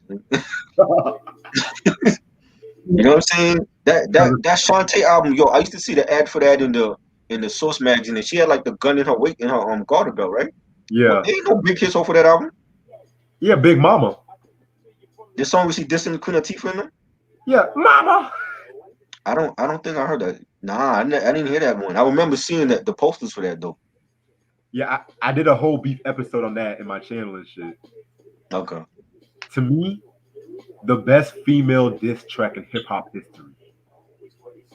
Really? I don't care. That one? Ether, not fucking Notorious K.I.M. Big Mama. What about the song that MC Light did on Ain't No Other? Oh, that was good. That was just as good too. To me, that was the best response. Right. Q said, "What do you think about Howard Stern?" Yo, Howard Stern. I used to watch Howard Stern on the E channel. Howard Stern is the man, yo. Like he got away with crazy shit on there. He did. This nigga used to, yo, he asked like anything he wanted to ask, and they would answer him. I remember when Denise Richards was on there, and he asked if she swallowed, and she was like, "Hell yeah." You remember Denise Richards, the actress? Yeah. Yeah, she told Howard Stern like that she swallows. I'm like, wow, you would never get that from no other interviewer. But You know what I'm saying? But here's the thing, niggas get mad at Wendy Williams for doing the exact same shit too. Yeah, but Wendy like gossip. Howard Stern wasn't like that though. And if he did it, he didn't do it so like blatant. Like he would throw it out there. He was slick with it though. He cared, like if he had a fine chick on his show, he asking her about how she get down in the bedroom. He didn't care about all that other shit that who you got beef with. You know what I'm saying? That wasn't his thing. Then that black girl who always used to laugh at everything she said. Yeah, Robin Quivers. Yeah, she was dumb. I didn't like her. I didn't like her. Based on how it's certain. Remember she got flack for being they looked at her like she was a house nigga and shit. Yeah. Yeah. I didn't care for her on it. Now the fat dude, what's his name, Howie or whatever? Yeah. Yeah, like he was like I always looked at him like that was like his sidekick or whatever. You know what I'm saying? But I didn't care for Robin on it. That wasn't a show for her. She was a Gale. She was a Gale to his Oprah.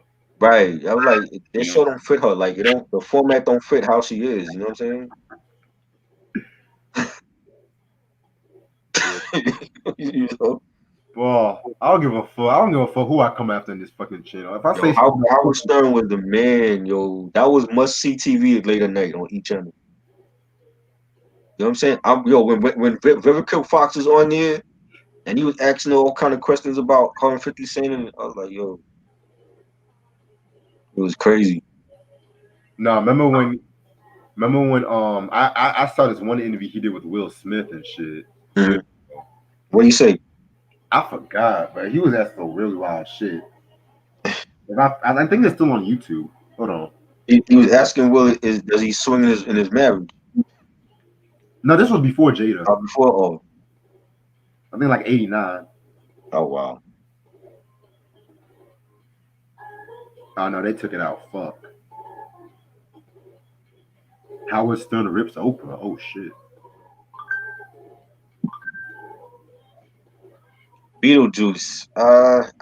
It sounds familiar. It sounds familiar. The cartoon or the movie? Nah, there was a character on the Howard Stern show named Beetlejuice. No. And Wendy Williams is just like she like gossip and drama, man. You know what I'm saying? Like you see like everybody that she talked about, they ain't show up on her show. Puffy was never on there. I bet you when you were like, so Puffy, I heard that you were gay and stuff. Right. That whole Puffy and Mace gay rumor, she started that. The thing with Method Man and his wife having cancer, that was her. You know what I'm saying? When Tretch was cheating on Pepper, that was her. They didn't even know about that. When Eric Sermon was gay, that was her. Right. That was her. She had like a whole list supposedly of all the famous gay rappers in the industry and shit. She started all of that. You know, when Tupac went to prison for the rape case. When Pac went to prison for the rape case and she kept calling him, oh, he's not Tupac, he's One Ball, because he got shot in his nutsack or whatever at the studio at Quad Studios or whatever. Yeah, she was calling him One Ball and shit, and then he had to diss her.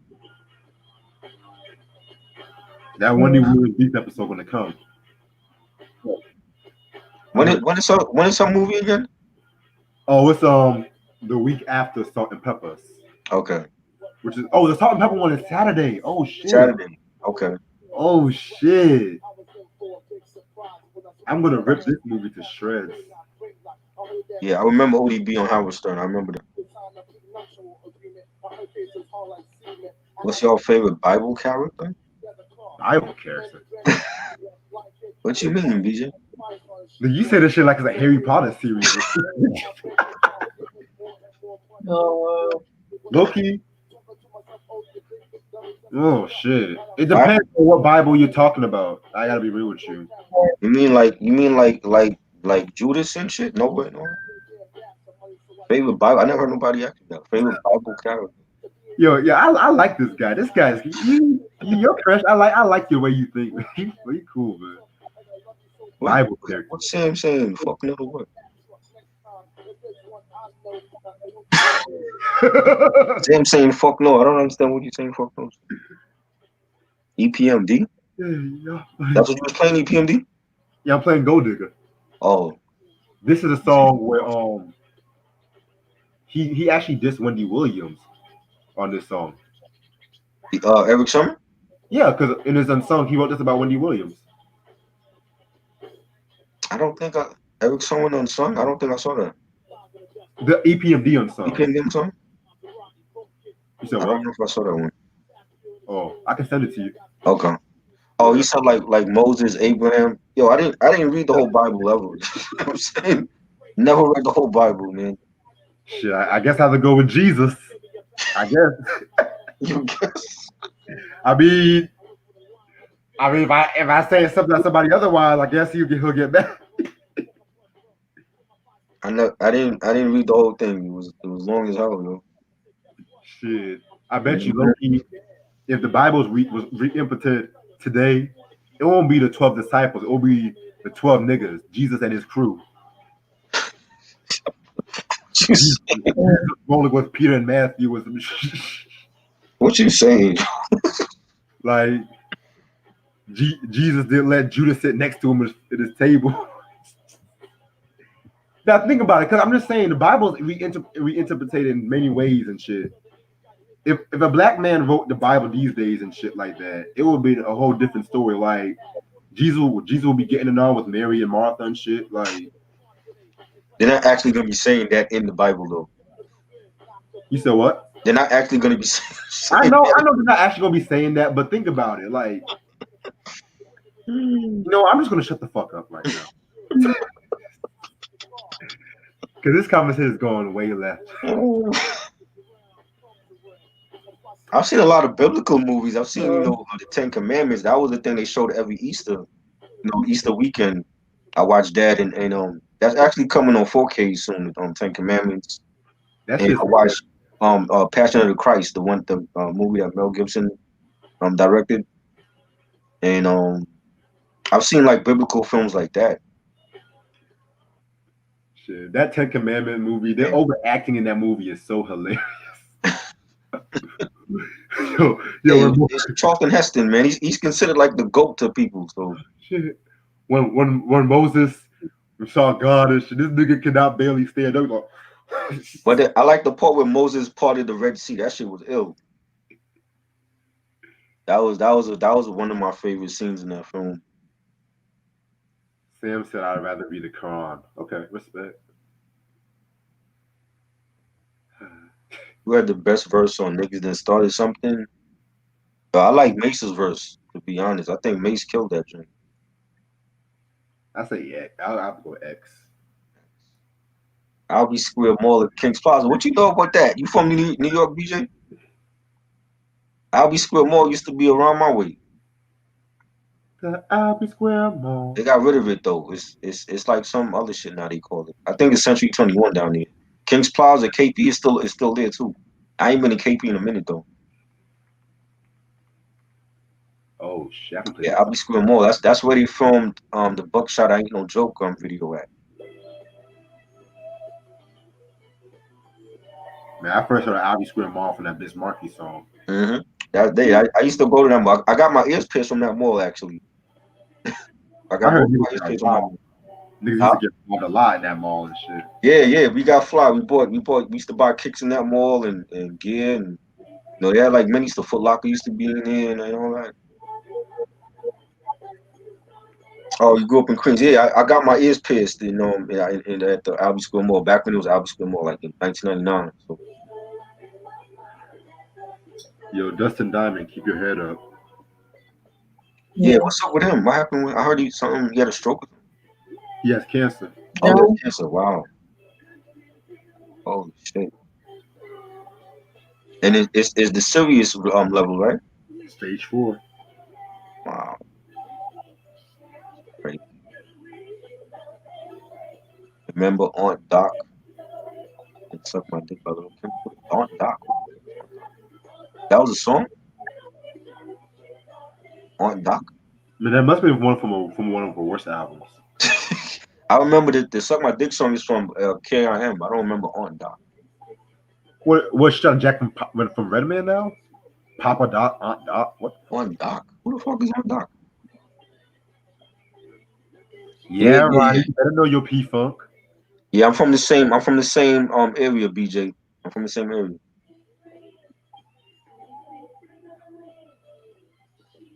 Yeah, they had a couple Funkadelic albums on the list too. For real. Maggot Brain is self-titled. One Nation Under a Groove. Mm-hmm. But they didn't have the genius of Uncle Jam Wants You. No, they did not. Right. Yo, speaking of Uncle Jam Wants You, the best Bernie Sanders meme was when they showed him sitting like he was George Clinton and shit. I like the one with the Wu-Tang with like he's sitting with the whole group. You saw that one? Hell yeah. That shit was funny. I was like, y'all better leave Bernie alone. Y'all better put some respect on Bernie's name and shit. That's Grandpa Bernie right there. Sam is infatuated with Brooklyn for some reason. It's not as ghetto anymore as you think, yo. It's more gentrified now. I got white neighbors. You know what I'm saying? It ain't rough like it used to be. Yeah, that shit. I saw that one. That shit is hilarious. Oh man, that shit is funny, man. Brownsville used to be rough. It ain't like how it used to be, yo. Like they got like people like the white people done moved in the hood, so it's totally changed now.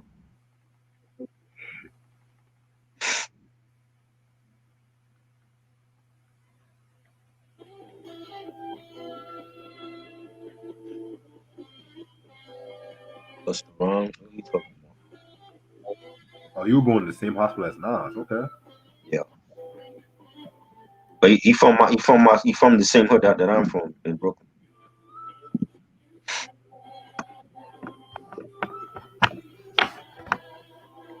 Aunt Dot. Okay. Yeah, I remember that song. I didn't like that song. Oh, Dot. Oh, Yeah. now I know what you're talking about. I didn't like that whole album. I think I give that album like a 2 when we did that review for it. I didn't like it. Did not like that second one. Whack 100. I be hearing about this dude online. I don't really know like what's his. First of all, I hate that fucking name. Why you call yourself Whack? Exactly. Whack 100. Okay, Ronnie. Yes. No one talks to you now. Into you now. Yes. I love that song. That was one of my favorites when we discussed that album. Shit. I Uncle, love how the voices mesh so well together. right. And that deep ass voice on there, that dude could sound like Michael from Boyz II Men.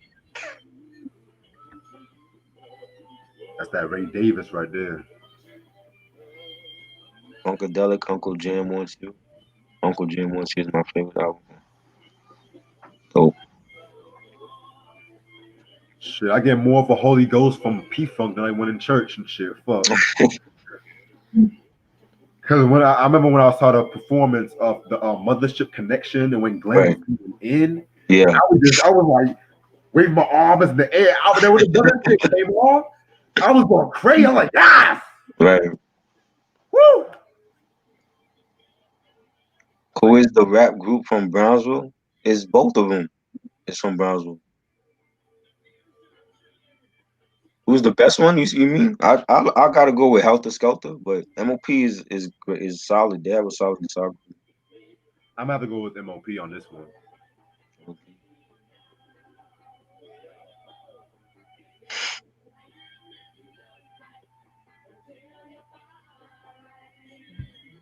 Whew, I cannot wait for this interview tomorrow, low key. Right, that's gonna be dope. Yes, sir. I gotta go to the barber shop because my hairline's receding. I don't want niggas climbing my hairline on memes and shit. You know? Fuck. The hairline is going. Yeah, it's kind of receding a little bit. I gotta get shit. Oh shit! Picture Reg with a bald head, yo. How would that look? Yo, I actually thought about going bald. I actually thought about donating my hair to cancer research. Oh wow! Check you out. Oh, I was like, but I want to actually see how I look bald before I do it. Because I'm dark skinned and bald too. I don't want niggas who I look like I Tommy. Because I can say, oh, that's the nigga from Tommy, the nigga from Lilo and Stitch. I can see all the bald jokes coming out. You gonna look like Tyrese. So. Okay, you know what? That's the nah. Ain't nobody looking like no baby boy up in here. Yo. Nigga, if I'm gonna be bald, I want to be bald with style. I don't be like Isaac Hayes or some shit. Isaac Hayes, but I could definitely see that with your daddy chick.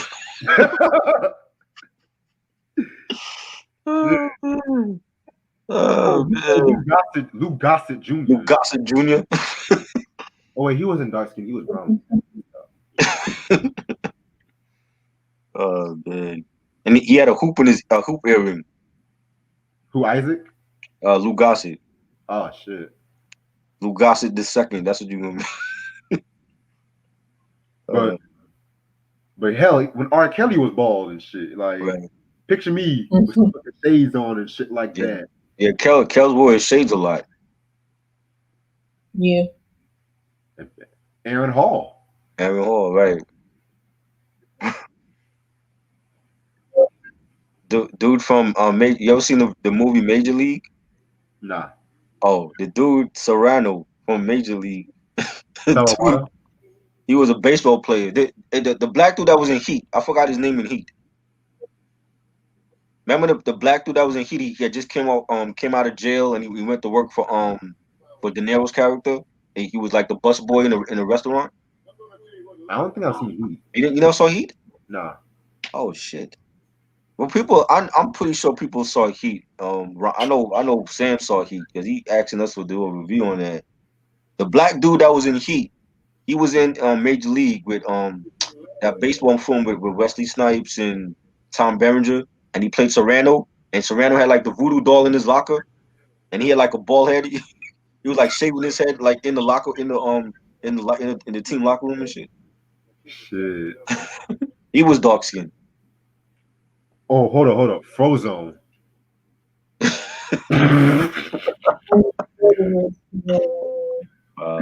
Yo. But if I'm bald, I'm still gonna keep my beard and shit, you know? Right. I'm gonna keep my beard and shit. Right. Yeah, Luke Gossett, that's you. Shit. Well, what's the movie he was known for? Soldier and a Gentleman. Yeah. That's you, Luke Gossett the second. Speaking of Luke Gossett Jr., Have anyone seen that movie Daddy's Little Girls? Yeah, The Tyler Perry joint? Yeah. Yeah, I saw yeah. it. You know what part always makes me laugh unintentionally? Mhm. When Idris Elba's character whoop that nigga's ass over a change is gonna come, and then Mhm. they had everybody in the neighborhood coming out and shit like that, and then you had fucking that one lady Yeah. who played Ella from House of Pain coming out of nowhere like ah with the pan and shit, acting like she was gonna do some shit. I don't remember that part. What? Why did he kick his ass? Oh shit. I don't remember that part out of the other film. So pretty much, okay, so of course Monty was dating. He's a single father raising girls, and the Right. mama was Mm-hmm. dating a drug dealer, and the drug Right. dealer was the guy who beat his ass, and the drug dealer beat his daughter. Mm-hmm. So he crashed his car in the street, got his ass out, and beat his ass, and they played "A Change Is Gonna Come." Oh, okay, okay. And I was like, out of all the songs, why play Sam Cooke? Hey, that's Tyler Perry. Yeah. Like, yeah, I I'm, don't I'm see gonna get blue. my ass beat to Sam Cooke and shit. Well, what song you would rather have them play? Big Payback. Yeah, but Yeah, they didn't they play that for didn't they play that in Dead Presidents? they play that in every movie. Yes. GDD. But you know Yeah, the answer to this, man. I don't care for Funk Master Flex. Bro wants to flex. Oh, that stupid list. We talked about that. That list is fraudulent too. That shit that he was doing. He put Drake in top 5 all time? Really? Drake. Crazy. How was Drake making it to on these lists, yo? Like he's good for what he does, but he's not no legend. I don't understand how he's making top 5 all time. Hell no. The only thing he's good at is stealing motherfuckers' girls and shit. And people defending him, they're like, oh, he has a strong pen. I'm like, he does? If that's the He's case, why a did this ghostwriter. a strong pen? Why did this? It ain't his pen though. It's the other nigga pen that he's writing from. Shit. I don't think his pen was strong enough for Common. That's all I'm saying. Exactly. I'll be They right back. fighting over. Yeah, they were fighting over Serena Williams. Like, come on. And Serena said, "Fuck y'all. I'm gonna get pregnant by a white guy, a rich white guy." That's just what happened.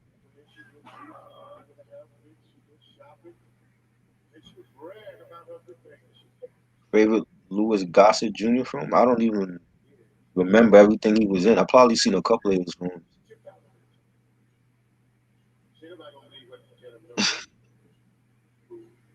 That's funny.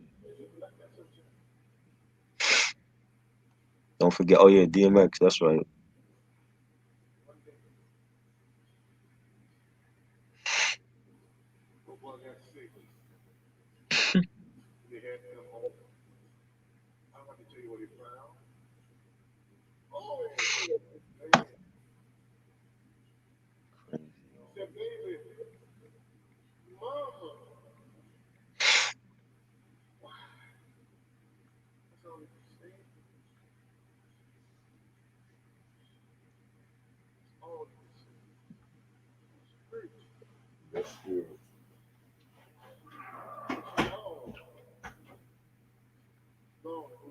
Oh yeah, he was in Roots. Yeah, that's right. He was in Roots. I'm trying to think of the other film I saw him in though. It was something else I saw him in.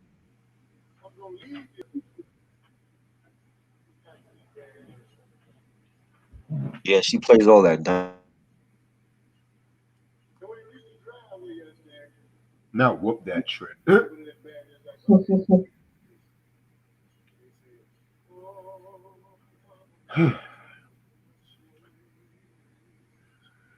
So Trump's in Florida now. Yeah, we didn't even know this. At least he was smart enough to go to a state that appreciated him.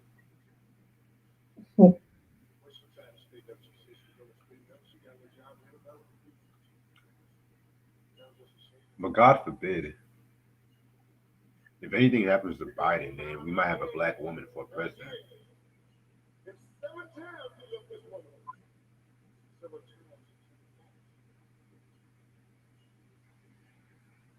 try. You hear what I say? Yeah. Mm.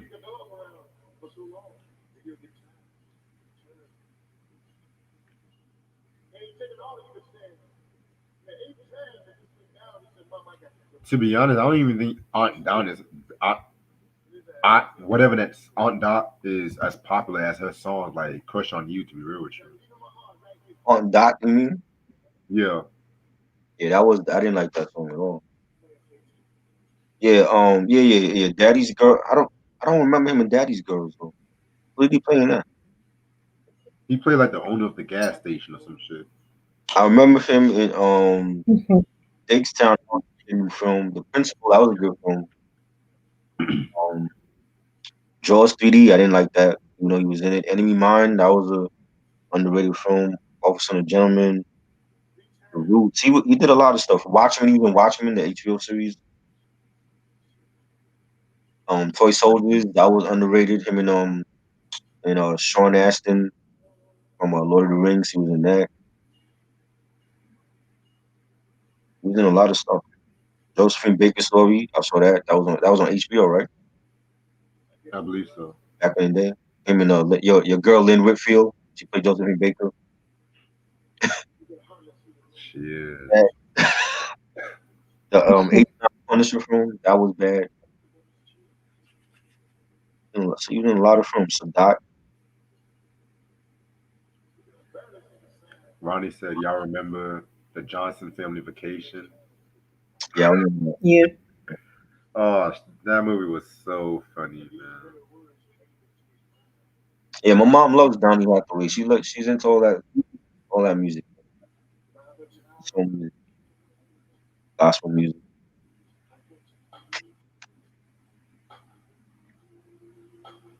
Yeah, I remember when Spice went after Funk Master's Flex Sausage Neck.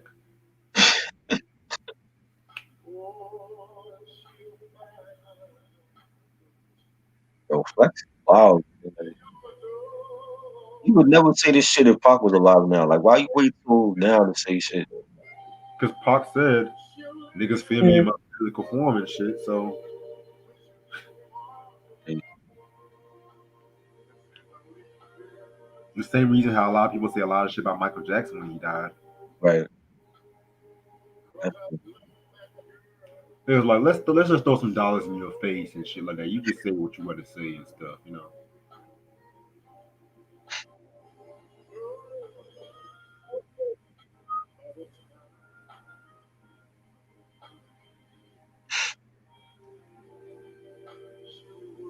Nah, Sam, this Isaac Hayes. Nice. I'm playing your album, try. Oh yeah. Yeah, how about it? So, Soul, yep, a classic, man. 4 songs. What songs? That wasn't. Niggas can't even make an EP of 4 songs that are good. Yeah. No, now it's an EP in this day and age. Not back then. That's a full album. This nigga said, keep it right on ringing and ringing and ringing and ringing. But Ashley, though, by the time I get to Phoenix, oh my god, that's a beautiful ass song. Underrated Disney horror. I didn't know Disney made horror. Yeah, that Never. was during Disney's dark ages, the 80s. Disney made horror films. Yeah. Yeah, they dabbled into a few shit. Yeah, I did not know that.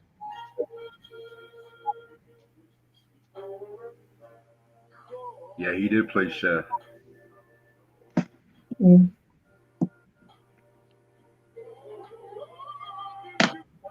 The way they fired him though was crazy.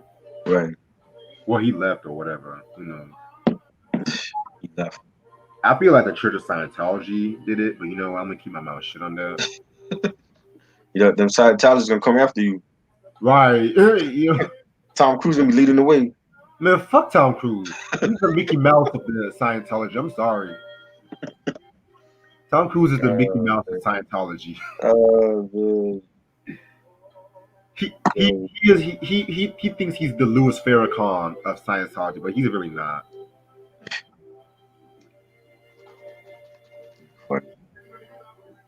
He could put that on record. I don't give a fuck. That's why all his wives left his ass, because he was crazy. Katie Holmes. I never thought Katie Holmes was cute anyway. Bro, they were all flat chested and had no ass. Yeah, I'm like Katie Holmes. She ain't got no butt. She ain't got no chest. They made such a huge deal for that stupid ass wedding. Months later, they divorced. I was laughing. Right. I'm like Tom, you need a black woman in your life or Latina. Yeah. Give Tom Megan Thee Stallion. For real, right? He would have been able to handle all that booty. Yes, this motherfucker shot me. You know what I mean? That'd be too much for him to handle. Oh shit. Let me stop. I just like the way she said that though. That's not the quotable of 2020. Yes, this motherfucker shot me.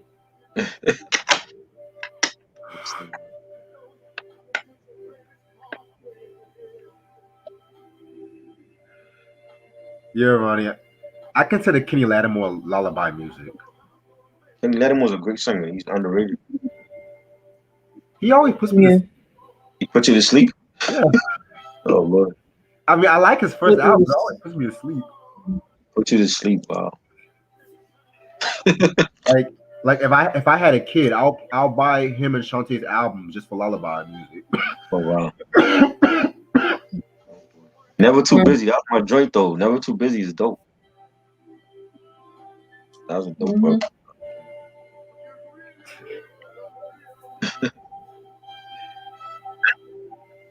Karen from Goodfellas or Ginger? Karen. Yeah. Ginger was a gold digger. Yeah, Karen was that right at that Disney. Oh, Return to Oz. I saw that. I went to see that when I was little, but I didn't. That wasn't. It wasn't horror though. I mean, it was some scary parts. I didn't think it was. I didn't see like no heads get decapitated.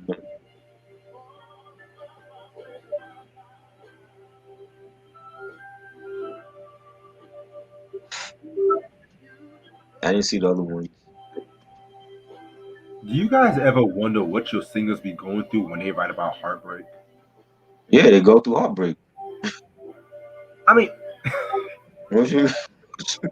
I mean, exactly how legit the heartbreak was. That's what I'm trying Well, to say. if it ain't them, it's usually like somebody they know, like a friend or family member or something. True. Past experiences, you know. Like, Marvin was talking about his marriage with his wife at that time on Hear My Dear. So, yep. you know what I mean? I think it's better when you go through the actual like pain and suffering. You know? Right. Like when what's like Janae Aiko. Right. When she did the fucking Trip album and stuff. Mm-hmm. She was going through with Big Sean and shit. Right. Mm-hmm. And all them other drugs. Right.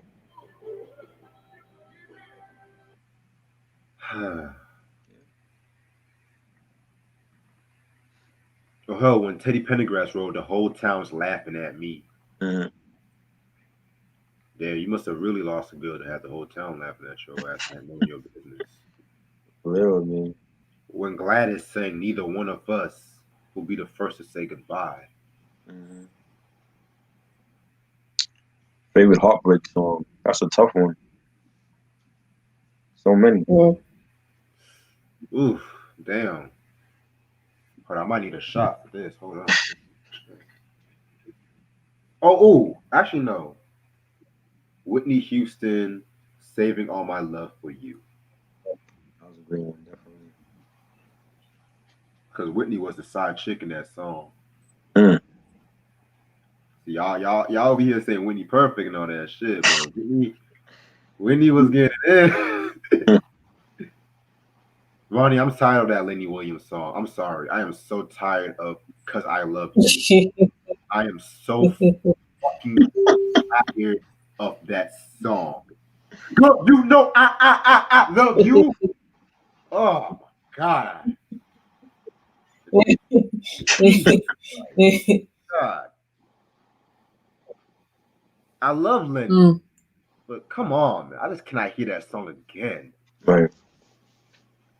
I feel like Tyler Perry is the motherfucker that ruined it. Tyler Perry. Yeah, because he always play that fucking song. Him and Steve Harvey, the ambassador of old school music. Mm.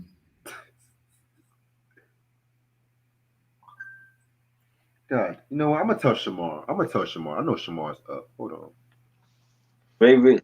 The last good Missy album to me. Well, Missy, all of Missy's albums to me are good. I think the last one that was really great was So Addictive. I think that was a great album. Definitely one of my favorites. I'm still thinking of of a good breakup song. There's so many, you know. Like, would you consider Al Green? I'm still in love with you. A breakup song, Let me think about this. or that's just like a love song. I mean, you can call it a regret song. I mean, you can call it that. I'll accept that. Yeah. But how can you mend a broken heart, though? Oh yeah, that was Yes. good. That was a good one. Woo! Forgot about that one. Jesus. Man, sometimes I just have to listen to Al Green and just sit like this. Yeah. Like you have to have that beat. Oh, That I beat know a good feel like. song.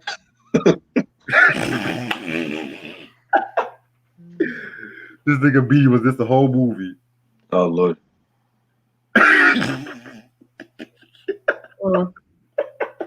Tony Braxton, 7 Whole Days. That was a breakup song. Did she break up with you? I don't consider that a breakup song. No. 112 is No. over. I consider. Yeah. They told you it's over. What were you saying? You consider what a breakup song, Ash?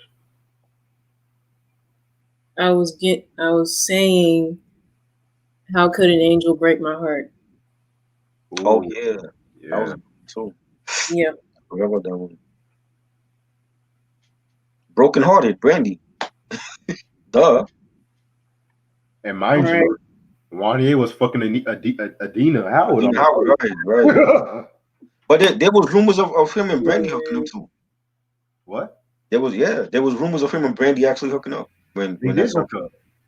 Oh, they did hook up. Okay. Yeah. Oh, so that was after Adina. That was during. I got something with during Adina. What? Wow. Remember, Freak with Me, Freak like whatever that song. I think that came in 94, 95. Right. That was Paul. Right. That's always my favorite part. Of so he was banging Adina and Brandy at the same time. Yeah. What the fuck? Wow. Yeah. Shit. Chicks in Hollywood, boy. Crazy.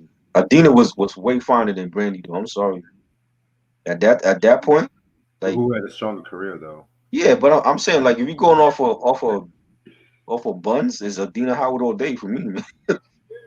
But I never looked at Brandy like she was a sex symbol. Like, you know what I'm saying? I'm like, this is Brandy, it's Moesha. Because she was never the sex symbol. Right. She was never the Aaliyah. Right, exactly. Like Aaliyah was sexy when she got older. Like when she came out with Back and Forth, she was like a tomboy until she started wearing like I don't even want to say like after 1 Million, like the last album, she started like really coming out of her show. Y'all want to know real heartbreak? Smokey Robinson, The Agony and the Ecstasy. That's a good one too. Any heartbreak, New Edition. Yeah. I'm forgetting songs. I'm just like thinking of these songs right now. Avant, Separated. That was a dope song too. I know. His whole career is heartbreaking. I was about to say Rex don't like him. Yeah, he don't. Yeah, Love Don't Live Here anymore. That's a heartbreak song. Yeah.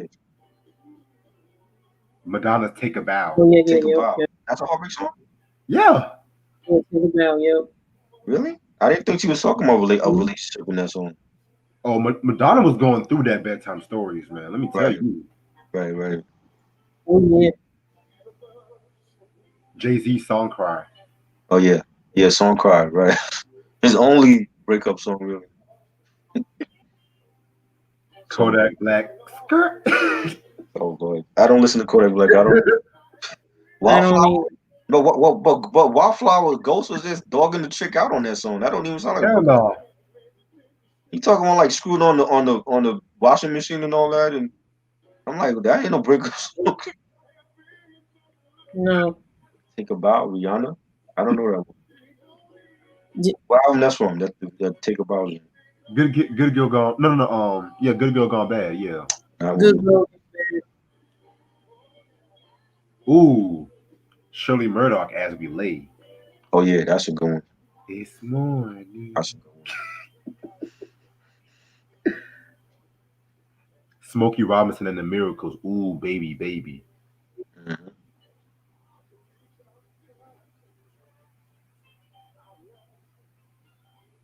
Big Pun, Punish Me. Yes. Oh God, that's a breakup song. That's a breakup song. Yes. Oh, fuck out of here. That ain't even a love song. Yes, it is a love song. Oh my God. Actually, you know Punish this song, Me. Punish Me, right? Why are you infatuated with this song? No. The worst song on Capital Punishment. That is not the The worst song. It's a classic, but I skip over that song. He was perfect on that song. Him and Miss Oh, Jones. Punish Me? Him Are and you Miss serious? Jones made magic. Wow.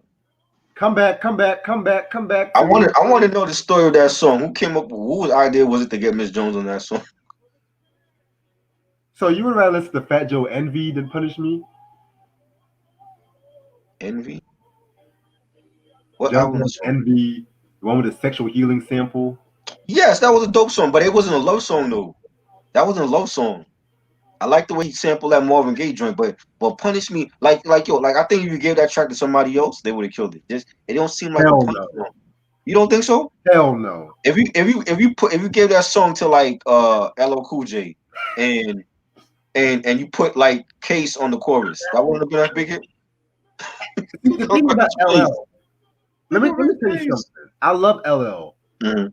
but if you gave LL that beat, Mhm. especially '98 post phenomenon, he would try to appear more to the female demographic. Pun try to do that shit, Yes.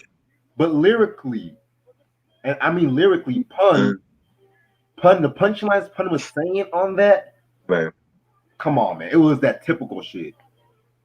Oh yes, I love that Kelly Price song, "Friend of Mine" remix. With R. Kelly. I forgot about that. The Ron Isley and R. Kelly. Yeah, That was a great breakup song. Yeah, I seen No somebody say that too. Like when they were like when the Ashanti and Keisha Cole battle, and they were talking about Kelly Price against somebody crazy, and they were like, Kelly Price only got that one song from '98. I was like, I wow, need to leave Kelly Price alone. totally shitting on Kelly Price's career, yo. Do y'all hear this shit? Like, That's crazy. Hey man. What other songs she came out with after that? I don't remember shit after that. After Friend of Mine. well, she did the cover of the Shirley Murdoch song, "Soul of a Woman." I mean, I'm not the biggest Kelly Price fan, but I know my shit though. Like, Right. Oh yeah, for sure. a lot of soundtrack placements. Yeah. She did. Not My Daddy with Mint Condition. I mean, Not My Daddy. Mhm. I remember that song. My daddy, you're my I daddy. I remember that song. I just thought the title was so stupid. That song was so stupid. Not My Daddy. You're not my daddy. A You're grown-ass my woman saying daddy. that shit. Really? I was like, why can't he be both? Like, damn. Yeah, I want to. If I was me, I want to be your daddy. I'm about to say they should have called Rachel the video. He got the chain. You know what I'm saying? That gotta be the single album cover. I was like, damn. If that was me, I was like, damn, girl, shit. Let me be your daddy, your father, your uncle, your brother, your first cousin. Make sure you take a pic of the chain and you show that in the DM. Yeah, I got the daddy chain. Look at it. Make sure you put that in the DM when you hit her up. Yo. Oh Lord. Yeah, oh wow. Hell, Shalimar. This is for the love in you. Oh yeah. That was a breakup song? Actually, no, I take that back. Nah. Oh, Babyface, When Will I See You Smile Again? Everything he wrote was No, heartbreak. you mean when Everything that nigga wrote was about heartbreak most of the time. And BBD, they had the same shit. When Will I See You Smile Again? Same title. I thought it was me. I No, thought it was me. no, Nah, that's not a breakup no. song. I don't Babyface think that's a breakup. Nah. I thought it was was me. When Can I See You? Oh, when can yeah, that's right. When can I see you again? Okay. It sounded like the same thing. Capadonna, Young Hearts. What album that's from? I didn't hear nothing else after the Pillage. I want to say that was either from Pillage or Yin and Yang. Oh God, Yin and Yang. That's the second one. I heard that was trash, yo. That was toilet water. I didn't hear nothing else after Pillage. I don't know what the album that's from.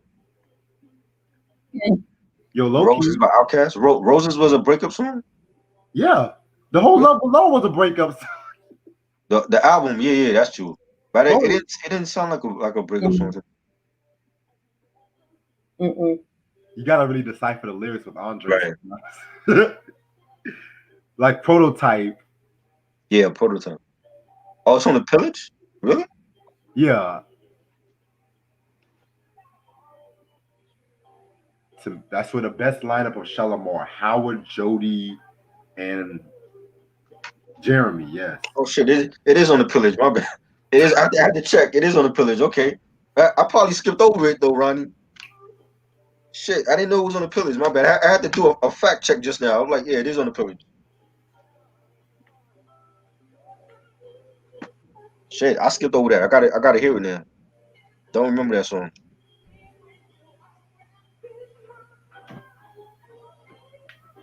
The Secret of Nim. I remember that movie. I never saw it though.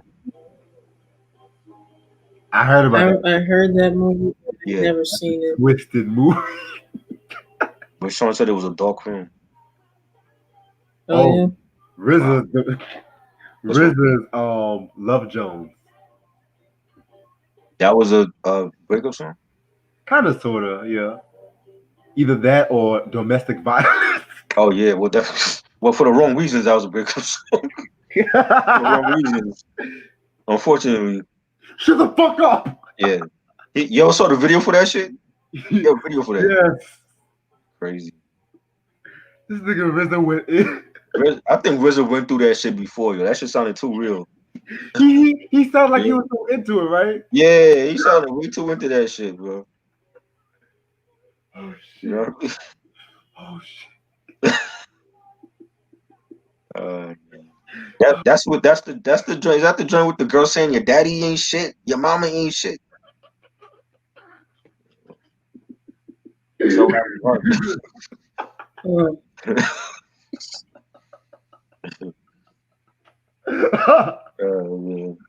Oh shit, that song is hilarious. Yeah, that shit was crazy. That's one of the few songs I love from Bobby Digital. Yeah, underrated album, definitely. You didn't like that? The Bobby, did you? I respect the album more than I like it. Let's just say that. That's his best album to me. That is his best album. That's why I respect the album. Holocaust is on that joint and NYC Everything. He got some joints on there. Mama. Yes, I know. I just checked that. It's on the Pillage. I gotta check that song. Sam, I'm playing Domestic Violence right now. The cartoon show Yang Yang, yo. I never heard it. What should I go watching? Yo? What are you gonna watch? The Secret of Nim. I remember that film, but I didn't know it was a horror film. And Yang Yang, yo. What is all this shit y'all watching? I heard Yin Yang, yo. That's what's that from Cartoon Network or something? Yeah. Oh, I think so. I never saw it. Yeah. Y'all remember Roly Poly Oly? Yeah. It sounds familiar. This Roly Oly. Oh man. Would you consider This Time by Janet Jackson a breakup song? Not really. Nah. That's the Janet album? Yeah. This Time? No. Not good.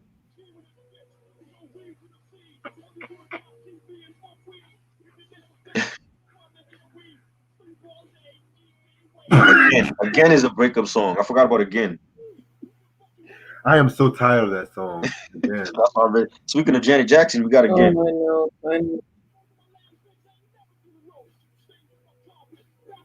Oh shit. Kim Kardashian reportedly saving divorce details for final season. Of course she is. Of Because you're a course. media whore. Yeah. But they recording everything.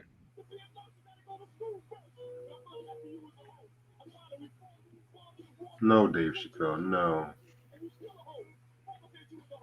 Fuck COVID, no. This nigga said I'd rather beat my meat. Wow. It was on Disney Channel. Maybe I Deserve by Tank. I never listened to Tank. Fuck Tank.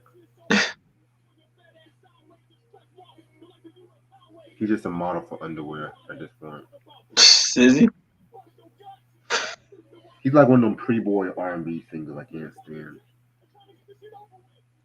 Why? You said what? I said why. I just feel like there was a time in R&B when a lot of people were trying to capitalize on looks than singing. Right. And if you watch a lot of Tank videos and shit, it's always the slow motion shot they want to capitalize on and shit, you know? But, yeah.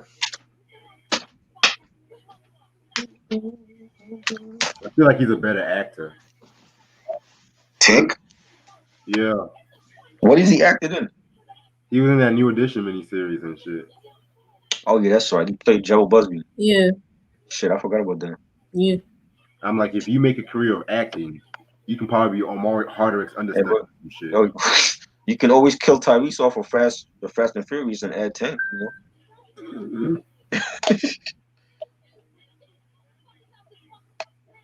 I'm gonna stay on for about 10 more minutes because I gotta go to work early in the morning.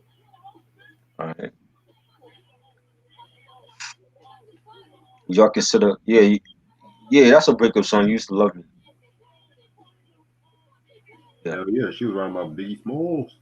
One of my favorite Faith Evans songs.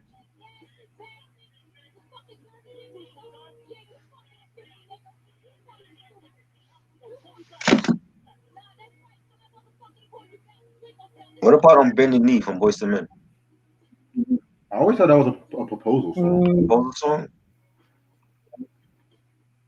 But did she say yes though? We didn't get that answer. I mean, I would think so. She could have said no. Yeah. You know what I'm saying? I'll make love. She could have said no.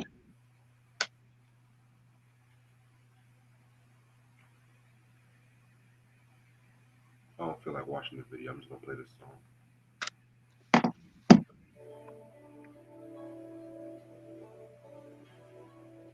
Fistful of Tears by Maxwell. That's not a breakup song? I mean, yeah. You got Yeah. so much album. This is an underrated album.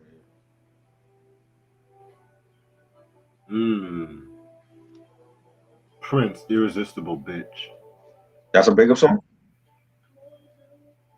No. 17 days. Yeah. 17 Days. That's my first one.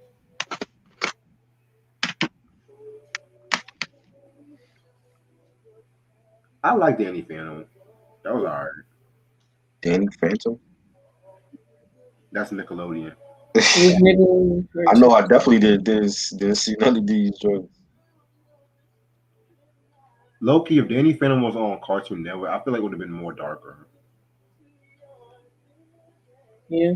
That last season was trash. You to Be Happy. Was that a breakup song? You to Be Happy? The R. Kelly joint?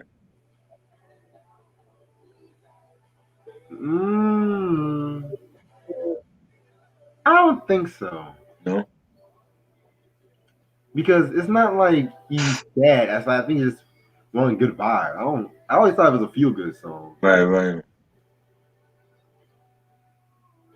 Oh, Ronnie, I Hate You. Love that track from Gold Experience.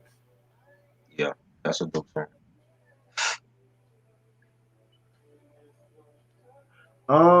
I have to be honest with you.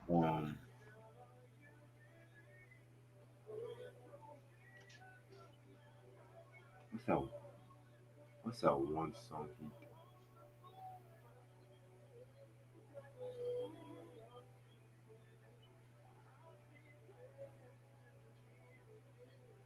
Damn, I can't even think. So many breakups. I'm waiting for him to say something.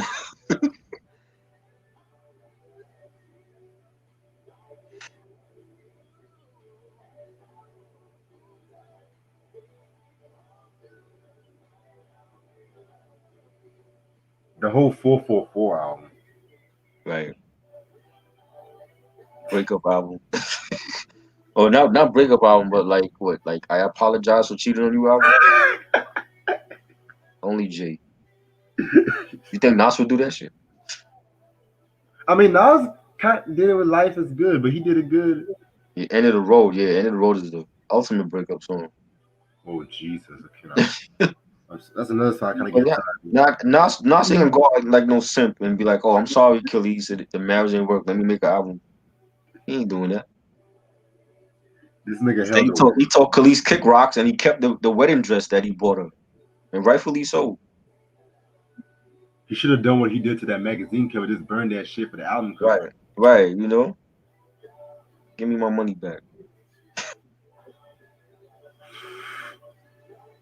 Then he tried to get with Nicki Minaj. Oh Lord, that was a drive by. That wasn't nice. This nigga said drop. He wanted to hit. That's all. And Nicki probably put out too. You know, she probably looked at Nas like that was her idol. Like, oh, let me give Nas some pooms. You know, You guys are feel funny as you know. I still got some mac and cheese. I know Nas done hit some A-list celebrities that we know about. Like, if he ever drop a memoir book, you gotta put that in the book, though. Like all the chicks that you smash in the industry. And I'm pretty sure it's like well-known chicks. If Pac can't be the only one. Every rapper did. Yeah. You know what I'm saying? I'm like, Nas had some movie stars. You know, he probably had Halle Berry. You know, I would not be surprised, or Gabrielle Union.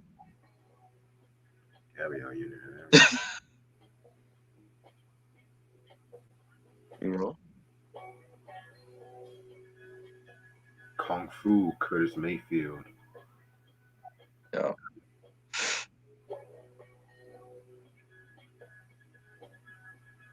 Anthony Hamilton, Love and War. I don't know that song. That was from the Baby Boy soundtrack.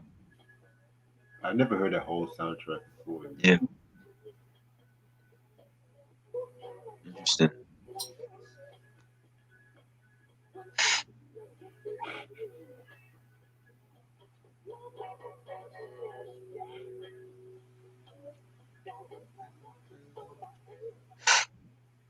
Yeah, Camp Lazlo, I remember that.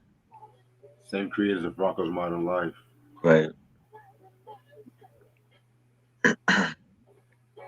That was pretty much Rocco's Modern Life in Cam, to be real with you.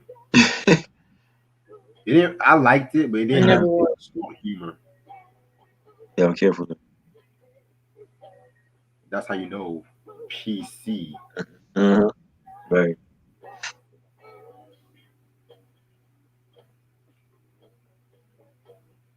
I've been watching the Animaniacs on Hulu. I've been dying from them shit. Oh, it's on? It came on already? Yeah, the new season. Yep. And Tiny Toons? Oh no, they didn't reboot Tiny Toons. Oh, I thought they said they were doing Tiny Toons over. I heard rumors. I don't know if that's actually true. Right. But if it's the same quality as Animaniacs, I actually would not mind. Yeah, and the Minions look like they didn't change. That's how you do a reboot or a continuation. Yeah, I agree. Not like the DuckTales one where they fucked up the animation and shit. Low key, I actually do like animation on that. You like that one? It has like a 20 twist to it and shit like Right. Right. Yeah, I heard it was like they brought back the characters and stuff. It's better than a Teen Titans Go. Yeah, Teen Titans. I would like Teen Titans up until it started getting wacky. That wacky animation with Teen Titans Go, I didn't like that. Yeah, I don't claim that shit. Yeah, I like the live action show on Titans. Was it DC streaming. That I like. I'm waiting for season 3 to come back. I never knew they did live action Teen Titans. Yeah, the new season. They got the Red Hood coming on the show. Oh wow. Yep. Never knew this shit. Yeah, it's more adult. It's like cursing and they actually get it in on the show and all that. You got certain superheroes and all that. Yeah, that's a good show.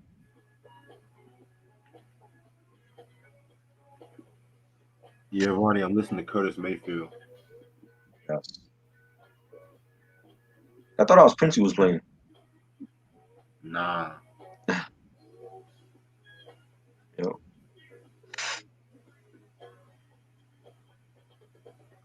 But anyway, I might actually end it off for the night because I gotta wake up early for work. All right. And this has been real with y'all. I'm probably gonna do a CD recap probably tomorrow night, so stay tuned on that. Hope everyone has a good night. Peace. Yes. Peace. Peace.